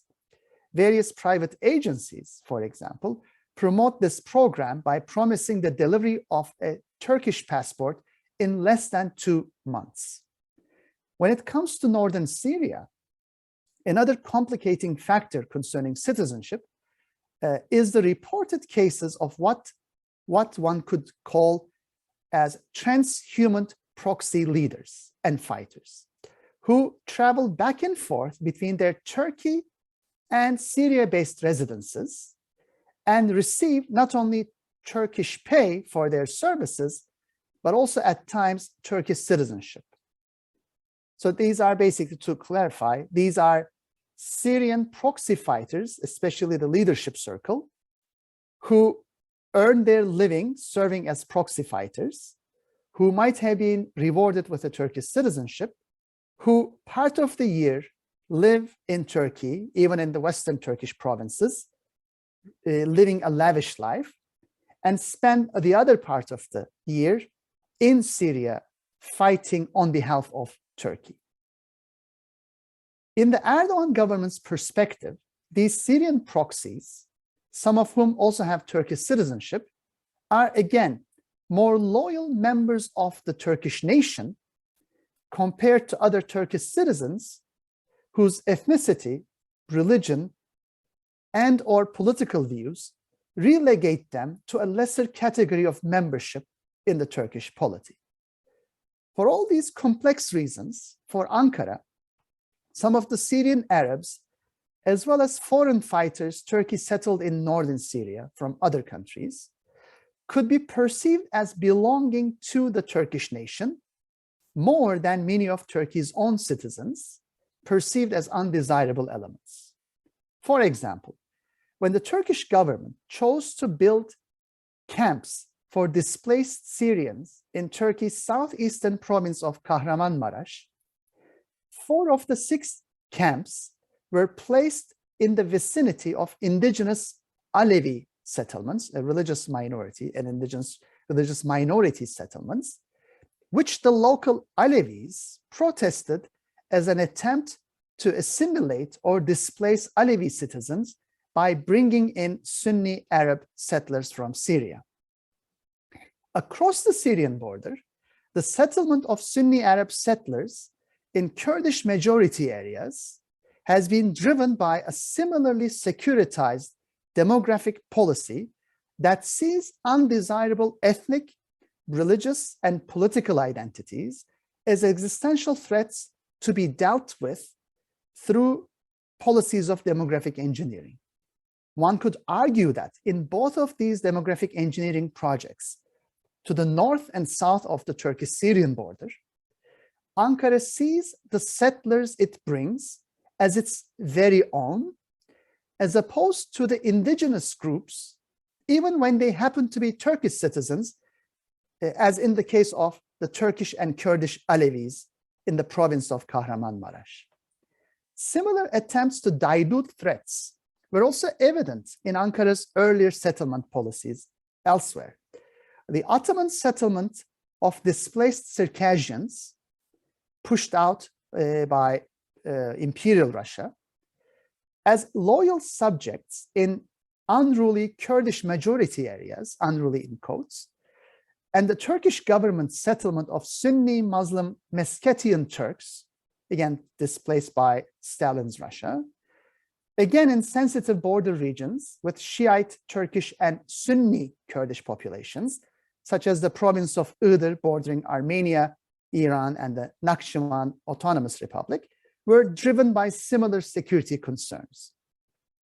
Similarly, the settlement of Turkish citizens in northern Cyprus to dilute the voter base of Cypriot Turks, indigenous Cypriot Turks, whose political, religious, and cultural characteristics Ankara has historically found untrustworthy, points to the same cultural logic applied beyond Turkey's borders. All of these cases point to a recurrent pattern where law, political culture, and foreign and security policy have intersected in sui generis ways during the Ottoman and Republican periods. Thus, any attempt to make sense of Turkey's policies and practices under the Fourth Geneva Convention requires paying attention to the idiosyncratic ways in which law and politics are refracted through the lens of Turkish statecraft and its exclusionary and supremacist ethno-religious tenets rooted mainly in late Ottoman and early Republican anxieties and practices. Thank you. Thank you, Dr. Erdemir. I just wanted to say that you touched upon 49.6, which is going to be a focal point of this panel, and you did it quite well. I want to remind those who are listening that under Article 49.6, which is one of the focuses of this panel, quote, the occupying power shall not deport or transfer part of its own civilian population into the territory it occupies. And what Dr. Erdemir brings up so thoughtfully is how do we define what a nation state's, quote, own civilian population might consist of. And then furthermore, do Turkey's actions constitute actual forcible transfer of that civilian population? So now we're going to allow Professor Chris Jenks to give his comments, and I will give him a brief introduction as well. Currently, Professor Jenks is serving as a resident autonomy and artificial intelligence research fellow at the Center for Naval Analysis in Arlington, Virginia. Professor Jenks teaches criminal law, evidence, and the law of armed conflict at Southern Methodist University's Dedman School of Law. He also serves as a consultant for the Department of Defense Office of the General Counsel, a research fellow at the Program of the Regulation of Emerging Military Technology in Australia, and as a member of the Council for International Institute of Humanitarian Law in San Remo, Italy. He is the co-author of a Law of Armed Conflict textbook. He is well published in law reviews and journals. I also want to say that prior to joining SMU faculty, Professor Jenks served more than 2 decades in the US military, first as an infantry officer and later as a judge advocate, and was actually detailed to the Human Rights and Refugees section of the Office of Legal Advisor at the Department of State, and as a special assistant US attorney on both the civil and criminal side at DOJ. So without further ado, Professor Jenks, I yield the floor to you. Thank you. Thank you. Thank you. Good morning, and I guess good afternoon to some. I want to thank GMU, Scalia Law School, and the Center for the Middle East International Law, and Eugene for organizing this event and for my opportunity to participate. And a special thanks to Ariel for all of her efforts leading up to and indeed during this event. I note it's a daunting proposition speaking in between the experts that I am. Experts who bring such an impressive depth of knowledge and very specific regional experience. My perspective on Turkish population transfers in northern Syria has, I think, both micro and a macro component. On the micro level, I think Turkish actions may violate one or more provisions from Article 49 of the Fourth Geneva Convention.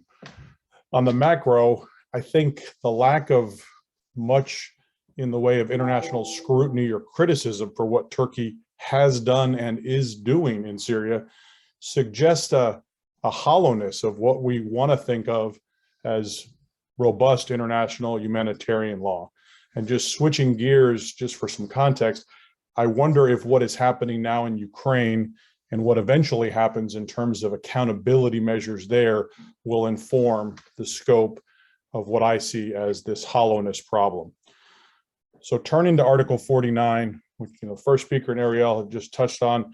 So under Common Article 2 of the 1949 Geneva Conventions, I think we should just be clear at the outset, the conventions apply to Turkey's partial occupation of Syrian territory.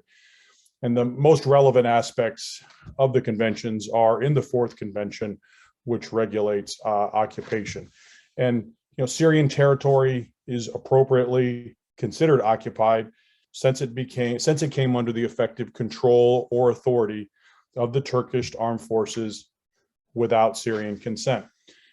As Human Rights Watch has reported, Turkey treats the areas it occupies as essentially part of Turkey. Public statements from Turkish state news agencies have claimed that Turkish governmental departments coordinate for and provide public services, including water, garbage collection, cleaning, healthcare services, and humanitarian aid, all in the occupied area. Now, Turkey does not, to my knowledge, acknowledge this occupation, instead claiming to have only created a security buffer. That Turkey does not acknowledge occupation is legally irrelevant. It is a factual determination that has clearly been met. And while I, of course, have no knowledge of the International Committee of the Red Cross and Crescent's confidential dialogue with the Turkish government, the ICRC has no doubt sent Turkey rappel de droit, reminding Turkey of the applicable law.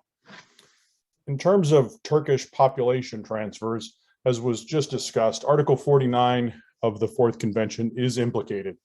And just to take a step back, I'd say my focus is on Article 49 writ large and not just Article 49.6. So Article 49 addresses deportations, transfers, and evacuations, all of which are either occurring or have occurred.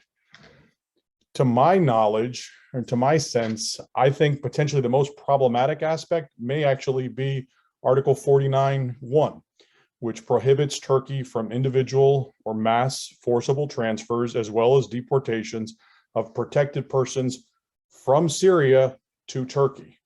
And I say potentially the most problematic because 49.1 is the only portion of Article 49 to qualify as a grave breach or serious violation of the Geneva Conventions.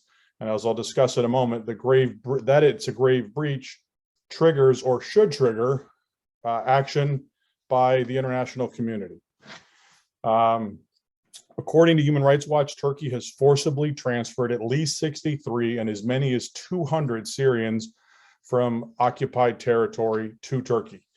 If true, each one of the transfers is a serious violation or grave breach of the Geneva Conventions. Switching to Article 49.2, that provision prohibits the forcible evacuation of protected persons absent imperative security or safety concerns. It would appear that Turkey has directly or indirectly effectuated the evacuation of particularly Kurds, but also Yazidi and others from northern Syria. And while perhaps imperative security or safety concerns have been implicated at some time, I think it's important to recognize Article 49.2 also requires that, quote, persons thus evacuated shall be transferred back to their homes as soon as hostilities in the area in question have ceased. And Turkey has not only not returned those evacuated to their homes, but instead has moved others into those homes. Shifting to Article 49.6 and touching on, Ariel's point just a moment ago, as has been discussed, Turkey has relocated thousands of individuals from Turkey into occupied territory in Syria. And this does seem to implicate 49.6. And I am curious as to my fellow panelists and Ariel and those in attendance view, but Article 49.6 prohibits Turkey from deporting or transferring part of its own civilian population. And what exactly is meant by that civilian population is obviously an important question.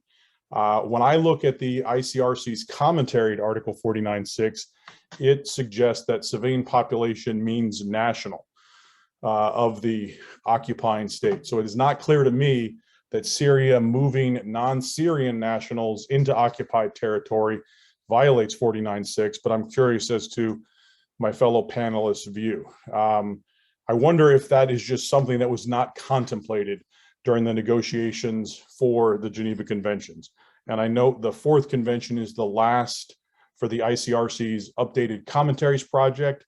So if and maybe how the commentary to 49.6 changes is something maybe to look out for. Shifting to the macro, what does it say about international humanitarian law and the international community that Turkish actions are receiving such little attention or scrutiny? As I previously mentioned, occupation is a factual determination. This is to moot verbal obfuscation like Turkey's claim of a security buffer. I can't help but wonder if the international community's tacit acceptance of Turkey's label in some way informed Russia's current claim of its special military operation in Ukraine. It's also interesting to see that Russia appears to have violated Article 49 by forcibly transferring Ukrainians to Russia. Why is that receiving so much more attention than Turkey's actions? It's particularly hard to understand given the numbers of people transferred to Turkey or evacuated within Syria are far greater than the numbers of Ukrainians allegedly transferred to Russia. In terms of why there hasn't been much attention on Turkish actions, I wonder the extent that ethnicity, race, and national origin factor in, but I leave those issues to others far better qualified than I. But I'll end with a depressing legal observation, or perhaps realization. I've long thought, or at least perhaps wanted to believe, that the grave breach regime of the 1949 Geneva Conventions was a significant addition, and that it served as the foundation of what international criminal law has become. But in applying any real scrutiny to the grave breach provisions, they seem hollow. Every country in the world agreed to enact legislation to provide effective penal sanctions for persons committing or ordering to be committed any of the grave breaches of the Geneva Convention. So this would implicate Article 49.1. Additionally, every country in the world is under the legal obligation to search for persons alleged to have committed or to have ordered to be committed grave breaches, and shall bring such persons, regardless of their nationality, before its own courts. Very few countries have enacted that required legislation, and fewer countries still have acted in support of the search for and prosecute offenders provisions. I wonder the extent by which that collective failure partially explains the collective silence towards Turkey. To paraphrase a Bible verse, in terms of international accountability and justice, the answer to the question, whom shall I send and who will go for us, should be from every country in the world, here I am, send me. Instead, the answer, at least in part, is to look away, to play ostrich, and to stick our collective heads in the sand. I think the continued failing of the international community to fulfill their obligations stemming from the 1949 Geneva Conventions emboldens Turkey to take the actions it has.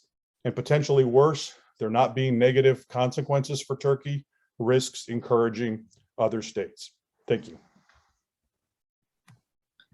Professor Jenks, thank you for those incredibly insightful comments. And, I think your comments and Dr. Erdemir's bring out the point, the Geneva Convention was constructed around the concept of nation states. But as we're seeing these ethnic disputes erupt, I think it's becoming clear that there's a real tension between the contours of the Geneva Convention and the problems that it's actually equipped to address.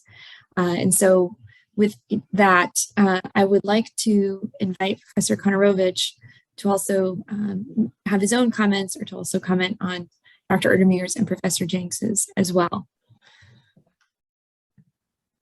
Thank you. Thank you so much, Ariel, for moderating this panel. Thank you to my fellow panelists and all the participants in the conference. Sally for moderating the first panel, and everyone for joining us. And I hope many more people will watch this online because it's such an important topic. So I want to discuss the application of Article 49.6 of the Fourth Geneva Convention, which prohibits an occupying power from deporting or transferring its civilian population to the territory it occupies, to the movement or relocation or resettlement of large numbers, maybe probably tens of thousands of people from within the borders of Turkey to the Turkish occupied areas of northern Syria, and bring up some legal questions that relate to this and the characterization of this. So first of all, some historical background on Article 49.6. Such a prohibition did not seem to appear in international humanitarian law before the Fourth Geneva Conventions. And the drafting background of it is fairly brief but fairly pointed. The powers of the countries negotiating the Geneva Conventions seemed inspired to include this, according to the protocols, by the German population transfers during World War II, which largely consisted of transferring ethnic German, or those who qualified as sufficiently German by very complicated criteria, into occupied areas of Eastern Europe, in particular Poland and Ukraine, and part of the Soviet Union. Importantly, this was a 1-2 punch. This did not just consist of moving ethnic Germans in, where they would probably not fare well, but also simultaneously and primarily removing and transferring out the local population. And this is what the rest of the first subparagraphs of Article 49 deal with, the displacement of the local population. And the 1-2 punch makes the demographic change particularly effective. Now, fairly little research, as far as I know, has been done on the particular historical circumstances of this German transfer, to the extent that they might guide our understanding of Article 49.6. For example, did this only include German citizens? Did it include what were known as Volga Germans, or ethnic Germans who had been living in the Soviet Union? Were they part of this resettlement project? All of that could inform our understanding of this position. But more broadly, there are really two ways of thinking about 49.6, I think, which I would describe as the narrow textual or the broad purpose-based interpretive approaches. Now, from a purely textual approach, Article 49.6 does not cover all or many kinds of transfers. For example, the civilian population, the requirement that it be the civilian population of the occupying power, what does that include? As Professor Jenks mentioned, does that mean they have to be their own nationals, potentially? What does deportation or transfer mean, right? Does that require some specific kind of organized movement? Do projects financed by Kuwaiti or Israeli Arab organizations count as, can they be ascribed to the Turkish government for these purposes? What level of organization by the government is needed? These are all questions, and the words deportation or transfer really don't speak to themselves. Furthermore, the provision says part of its civilian population. In other contexts, and then the reference part of the population might mean a sizable part. What's the amount? So all of these questions arise, and I think are unclear textually.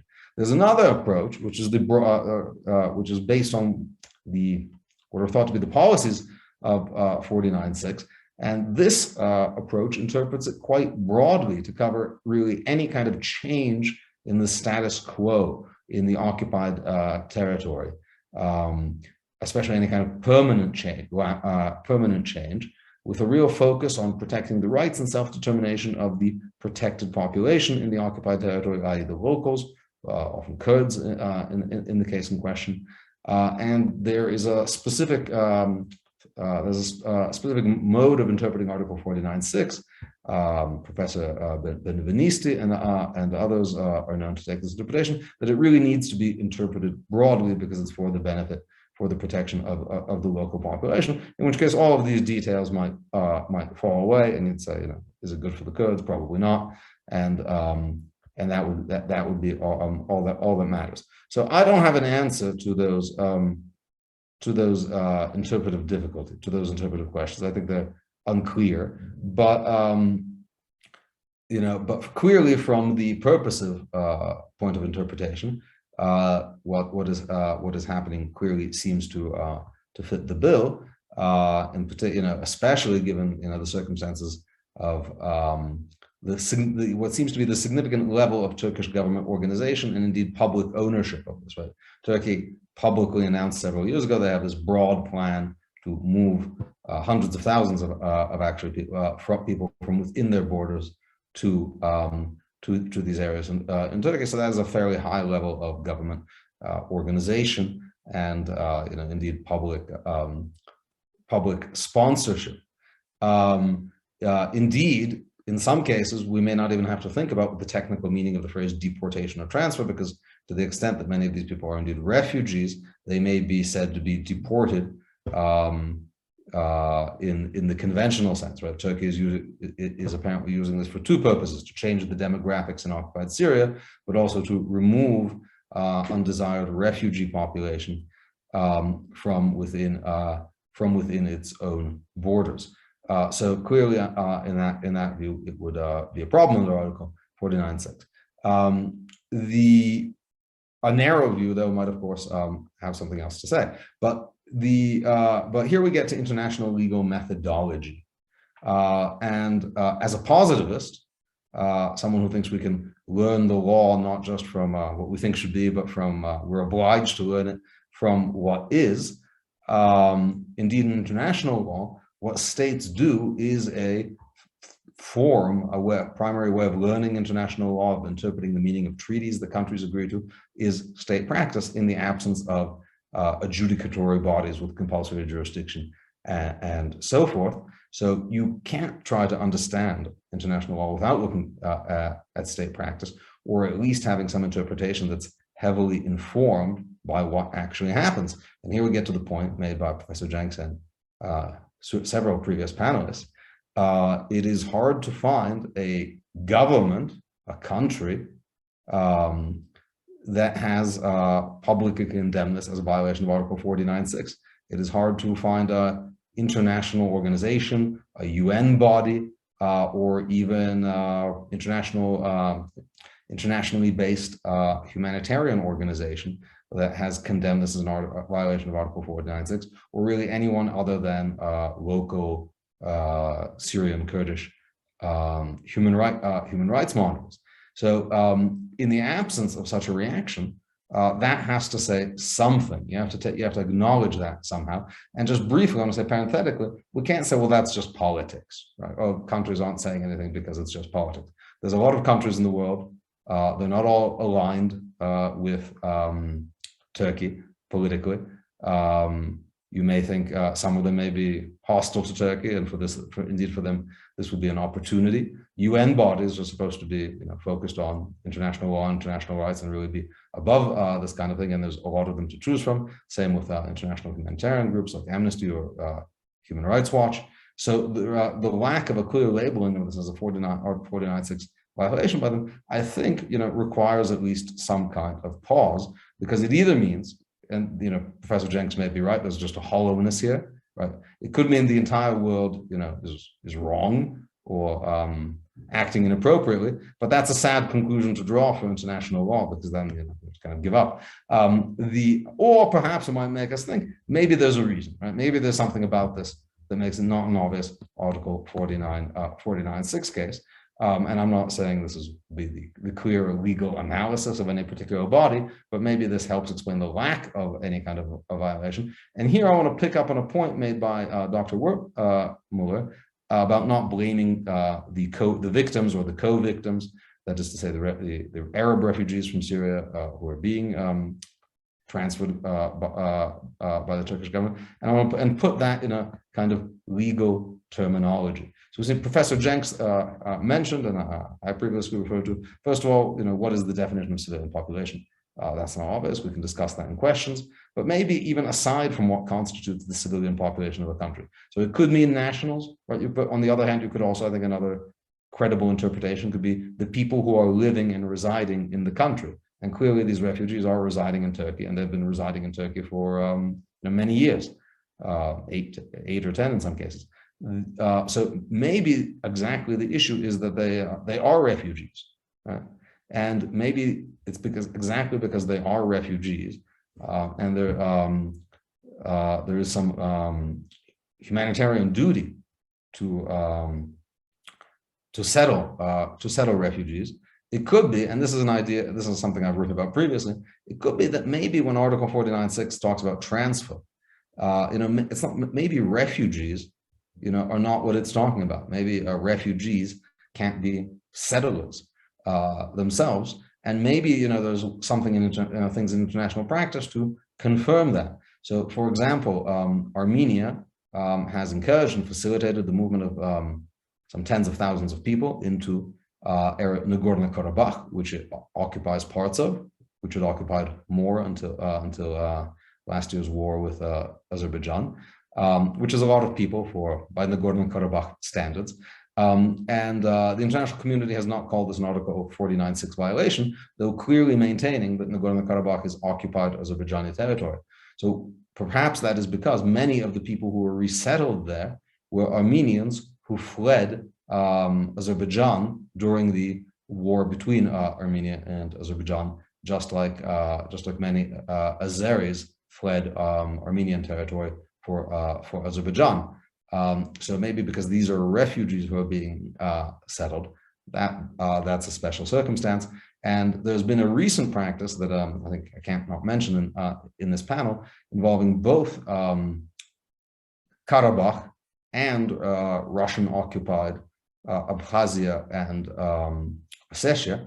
In the case of Karabakh and Abkhazia, Armenia and the Russian occupation forces, respectively, have been, while looking for people to move there, and it's hard to find people to move there, simply because I think, political issues aside, these are areas of sort of net migration. People are generally not looking to move there.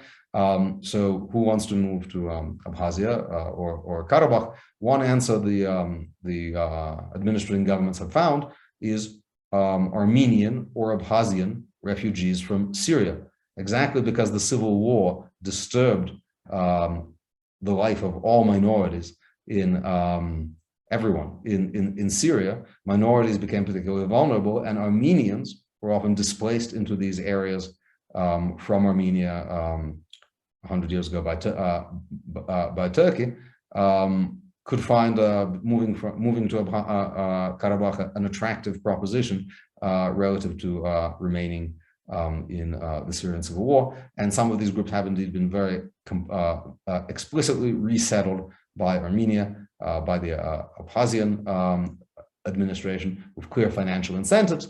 No one has described this an Article 49.6 violation, because these were also people who were refugees, right? The Armenians fleeing Syria were clearly refugees, and so forth. So maybe that is one way to understand this. Then there is the question of just international attention. If Turkish settlement policy in northern Cyprus does not get UN condemnation, and it's an EU member and is not being investigated by the ICC, and Cyprus is a founding member of the ICC, all the more so for northern Syria, which is not an EU member and is not part of the ICC. And then so I'll add just on the note for all of you who stay tuned this long, what everyone really wants to hear about, which is Russia and Ukraine. Russia has apparently settled hundreds of thousands, at least 100,000 Russians, or hundreds of thousands of Russians have moved from Russia into Crimea since 2014. And the ICC, while investigating Russian war crimes in Crimea and coming up with a fairly long list to suggest for full investigation, dropped or omitted this population movement from the list of things it will be investigating. And so what that might suggest, so that would certainly suggest to Turkey there's a green light. And what, taking all of this together might suggest is, that there's as Professor Jenks said, a deep dysfunction in the international community's legal rhetoric around this prohibition. After decades, it may be said to have fallen into some kind of desuetude, except for its notable application to Israel, but it seems to have really little traction in dealing with most ongoing occupation situations. And I agree with Professor Jenks. It's going to be very interesting to see if the current Russo-Ukrainian war changes, for example, the ICC's rhetoric. The ICC is a legal body. It is supposed to talk about legal things. Whether they will rediscover population transfer in Crimea or not. I'm saying 70-30 not.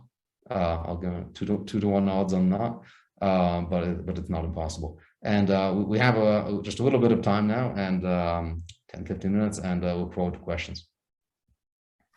Thank you, Professor Konorovich. You bring up an interesting point that if you interpret, either you're extremely charitable to the international legal community, and that 49.6 is incredibly narrow, and therefore its applications are supremely limited, which is why we're not seeing it applied nearly anywhere it could be applied. Or there's extreme dysfunction within the international legal community. But neither of those, I think, are necessarily positive, or they don't actually point to any particular aid that might be offered with the unfolding humanitarian crises we're seeing, whether it's in Crimea or whether it's in northern Syria. So I would like to ask, I did want to give Dr. Erdemir the chance to address, he had wanted to address this issue earlier. Why do you think that what's unfolding right now in northern Syria with regards to Turkey's activities is not receiving more international reprimand or attention, either from political entities or legal ones? So during the first round, when I tried to provide my 2 cents, I was not necessarily trying to challenge the reasons given. I was simply trying to complement them. And my take would be this. Ultimately, where the rules-based international order has failed, Turkey happens to be picking up slack from others. That is, there are not only 3.6 million displaced Syrians in Turkey under a temporary protection regime, which literally means 3.6 million less Syrian refugees the European Union doesn't want, but also there are 4 million residents in the Idlib region alone, 1 million of whom happen to be in refugee camps. So from a Western perspective, the only barrier to the Assad regime and its Russian and Iranian partners, sweeping these people out of the region into Turkey and then to the West is basically Turkish troops and Turkey's Syrian proxies. So those calculations, I think, might also be part of the unwillingness to tackle Turkey's forced displacement and resettlement policies. I do agree that there might be some Syria fatigue. I do agree that this could be an obscure issue or an obscure region that, falls through the cracks. But at the same time, I think there could also be some real strategic calculations when it comes to, especially at the level of, political elites as well as advocacy elites, to, cut Turkey some slack, even when they know fully that what's happening is horrendous in terms of, demographic engineering and in some aspects, ethnic cleansing. But at the same time, they don't want to endanger Ankara's ongoing efforts worth tens of billions of dollars in either hosting Syrian refugees or protecting other Syrians against the Assad regime.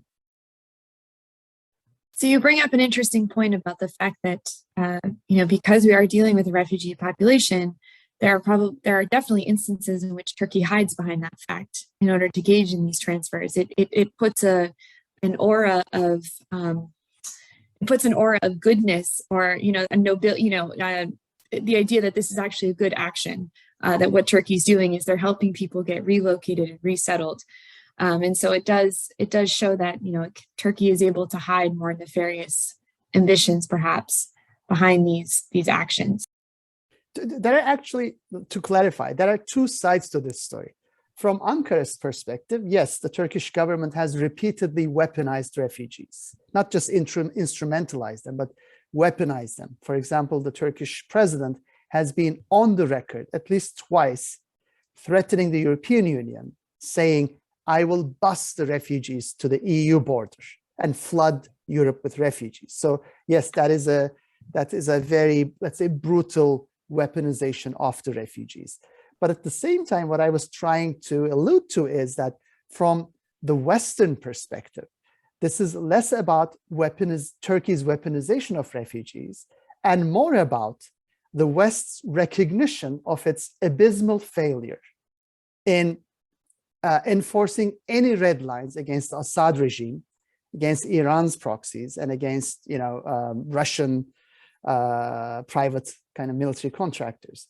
And hence, then there's genuine appreciation for Turkey's peculiar way in which it handles both hosts 3.6 million displaced Syrians in Turkey, and then in a way protects more than 4 million internally displaced or indigenous Syrians in the Idlib region, who could then add to the West's refugee burden. So this is, I would say, a more calculated attempt that results from the West's unwillingness either to tackle the Assad regime or the humanitarian consequences of his brutal policies and practices. Understood. Thank you. Professor Jenks, I wanted to switch gears a bit and capitalize on your experiences in the US military. You had informed me prior to the panel that you were part of the initial entry in NATO force into Bosnia following their civil war in the 1990s. Weren't forced relocations a large part of that war and its aftermath? And how do your experiences there inform your understanding of what's currently unfolding in northern Syria? Thank you. So, well, I guess I'm dating myself in terms of the Bosnia mission. Obviously, both before the Dayton Peace Accords, there was a ton of ethnic cleansing and movement around the former Yugoslavia. And then even after the various zones were demarcated in the Dayton Peace Accords, there was a lot of movement, and trying to parse out when that movement was voluntary versus involuntary at times can be challenging. I mean, I note we do have, I think it's the most relevant legal decision. It's from a International Criminal Tribunal from the former Yugoslavia in Stacic, and found that the deportation and these movements need not be nor be intended to be permanent. It did, of course, note that the deportation must be coerced. It may not be voluntary. So then that's tees up the question, what does coerced look like in these settings? And then we can transition to Turkey. So what we have from ICTY is the term forced, when used in reference to the crime of deportation, is not to be limited to physical force, but includes the threat of force or coercion, such as that caused by fear of violence, duress, detention, psychological oppression, or abuse of power against such person or persons or another person, or by taking advantage of a coercive environment.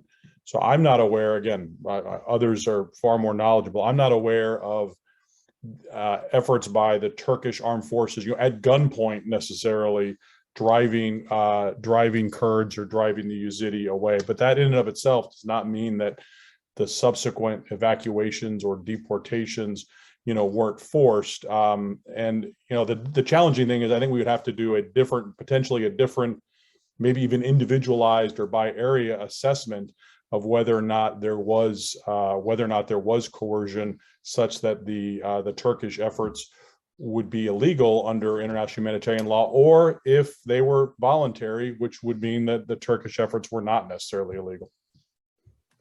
Well, you bring up another facet to consider when talking about civilian population, as well as the idea that they be forcibly moved.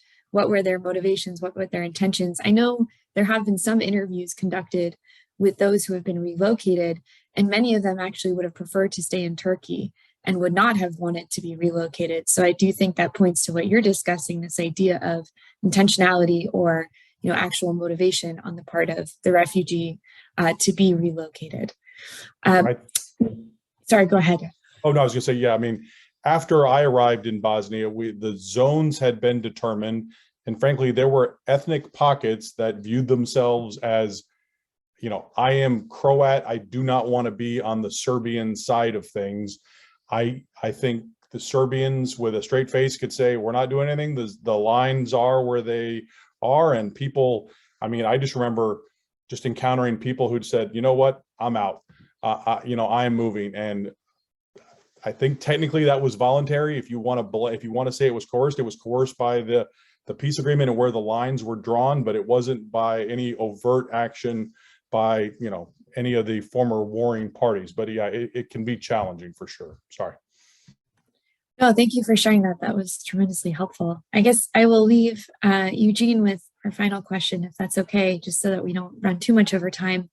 If you would want to dive in a little bit deeper into what civilian population means and what the implications of that might be, and how difficult it is to actually parse what constitutes a civilian population, I think that would be a good note to end our panel on.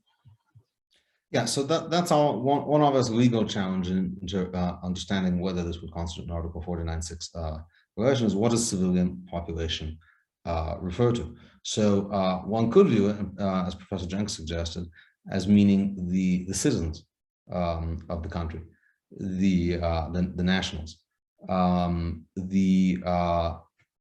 The limited one, one obvious pushback on that would be, it's not what it says, right? It doesn't say the nationals, it doesn't say the citizens. Those are all words that were clearly known to the drafters of the Geneva Conventions, but it doesn't use it doesn't use that language. On the other hand, there's a strong argument in this context that surely it can't be applicable, even whether it matters whether they're Turkish nationals or not Turkish nationals. And I think one of the fascinating things about Dr. Erdemir's presentation was, which I did not know, was demonstrating that the Turkish citizens of Turkish nationality could be a political tool and could be granted to pro-Turkish forces helping them in Syria. when they previously didn't have it. So the regardless of the answer to that question, in this case, maybe one would look at it differently, because at least some significant part of those people being resettled. And one of the huge lacunae in our knowledge of this issue, due to the lack of international attention, is we don't really know, right? How many are any of them Turkish citizens? Were any of them Turkish citizens before? Were they granted Turkish citizenship after as an incentive, right? So they could go to the more conveniently to the Turkish post office and the Turkish postal branch that we saw in Ryan's presentation. Probably most of them are not Turkish citizens and are clearly Syrian refugees. Are there Turkish citizens mixed in with that? I think nobody knows. I would not be surprised if the number is, if it's more than 0%.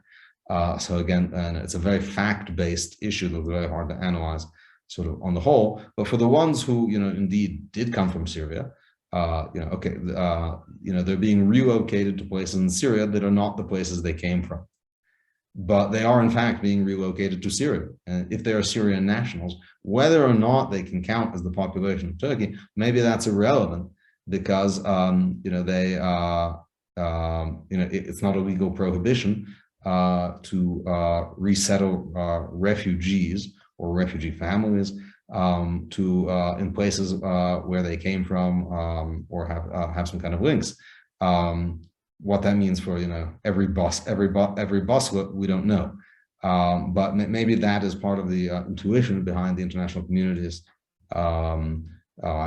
reaction. And again, I would just cite one interesting precedent, because the issue does not arise too often. I believe this was an article by Steve Ratner, and we have to go all the way back to like 1991 to find some analogous discussion of this issue outside the region, when Vietnam occupied Cambodia at the end of the Khmer Rouge period, invaded Cambodia and occupied it. Many ethnic Vietnamese moved in also in the wake of the, we don't know how many, hundreds of thousands, millions, moved in the wake of the Vietnamese army. In the Paris peace negotiations, the Khmer, the Cambodian primary ethnic factions, one of the things they demanded was the removal of this population along with the Vietnamese military. The international community said that was not a legitimate request. One of the arguments Professor Ratner suggested for why that may be the case was because many of these were in fact ethnic Vietnamese who had previously lived in Cambodia and fled during the Khmer Rouge period and other unrest and persecution of Vietnamese in the 70s. So I'm going to leave it at that. I want to thank all of our panelists. Ariel, I think we have like time for 5 minutes of questions, maybe like 3 questions. Yeah, I actually got one question, so I encourage if there's anyone who would like to ask a question, you can send it directly in the chat to me. So this is for anyone in the panel who would want to chime in, and maybe we can end it on a more optimistic note.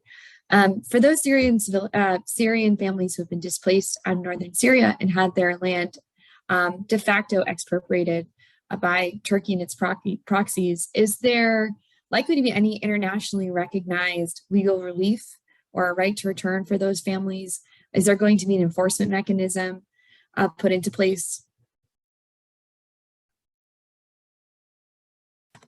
And feel free, Professor Konrovich, if you want to chime in, or Professor Jenks.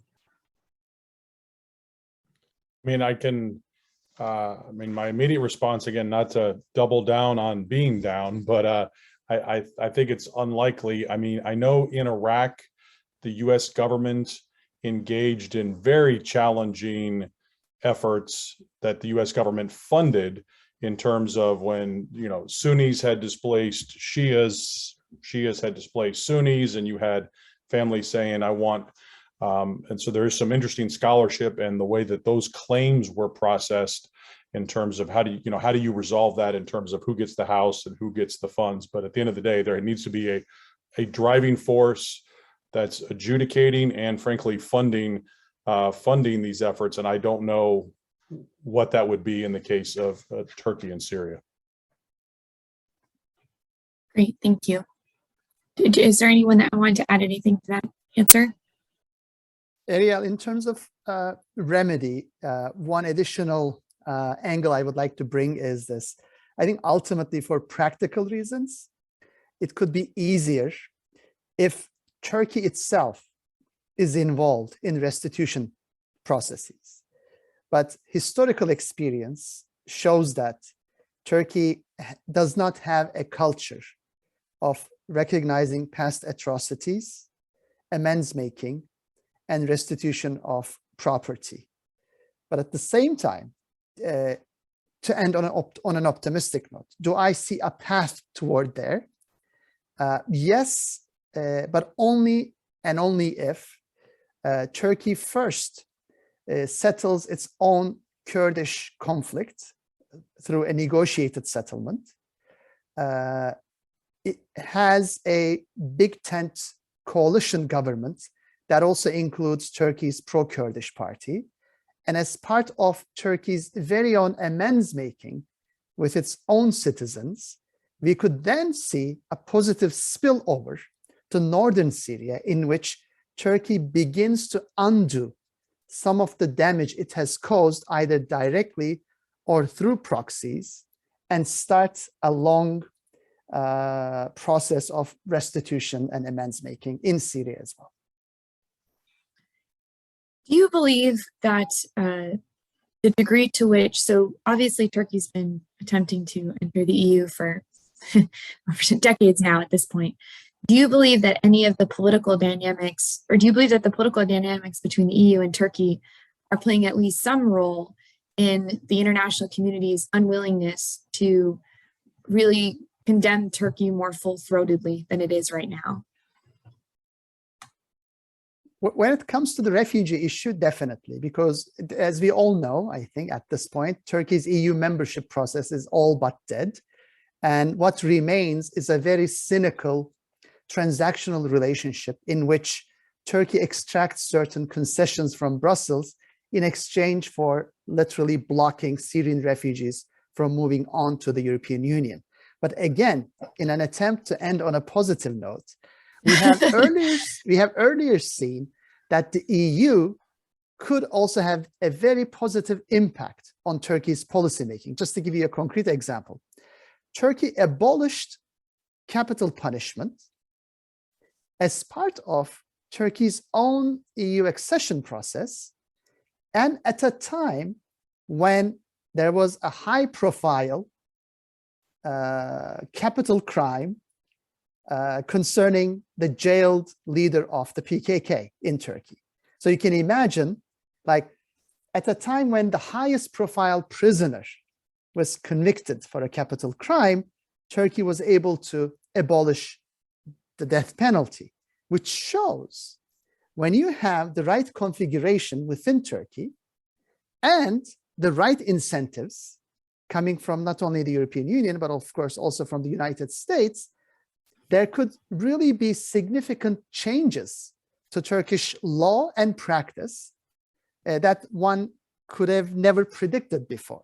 So here, when it comes to restitution in northern Syria, I know right now it sounds like science fiction.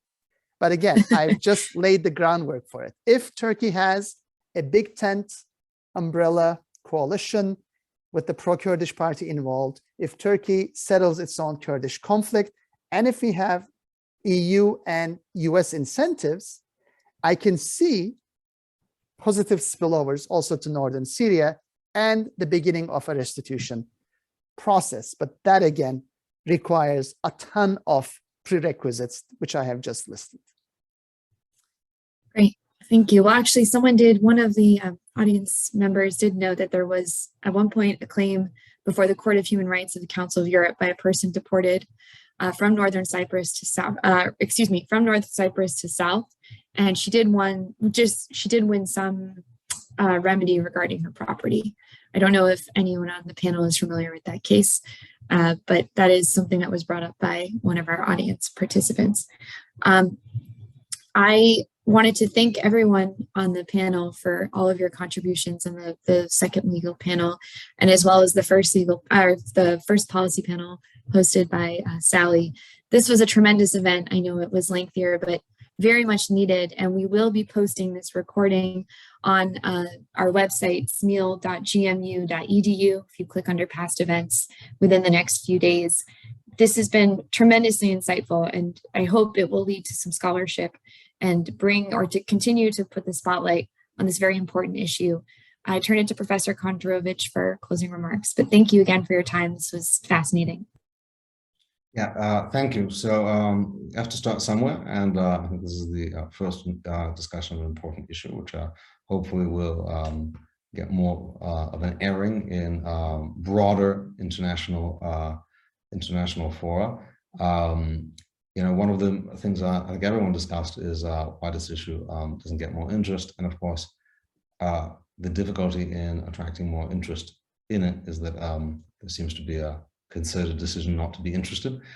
So it's a bit of a circular problem. Hopefully, we're going to provide some material to change that. And I want to echo Ariel and encourage all of our wonderful commentators to deepen and continue scholarship on this issue, because there's certainly a lack of published work.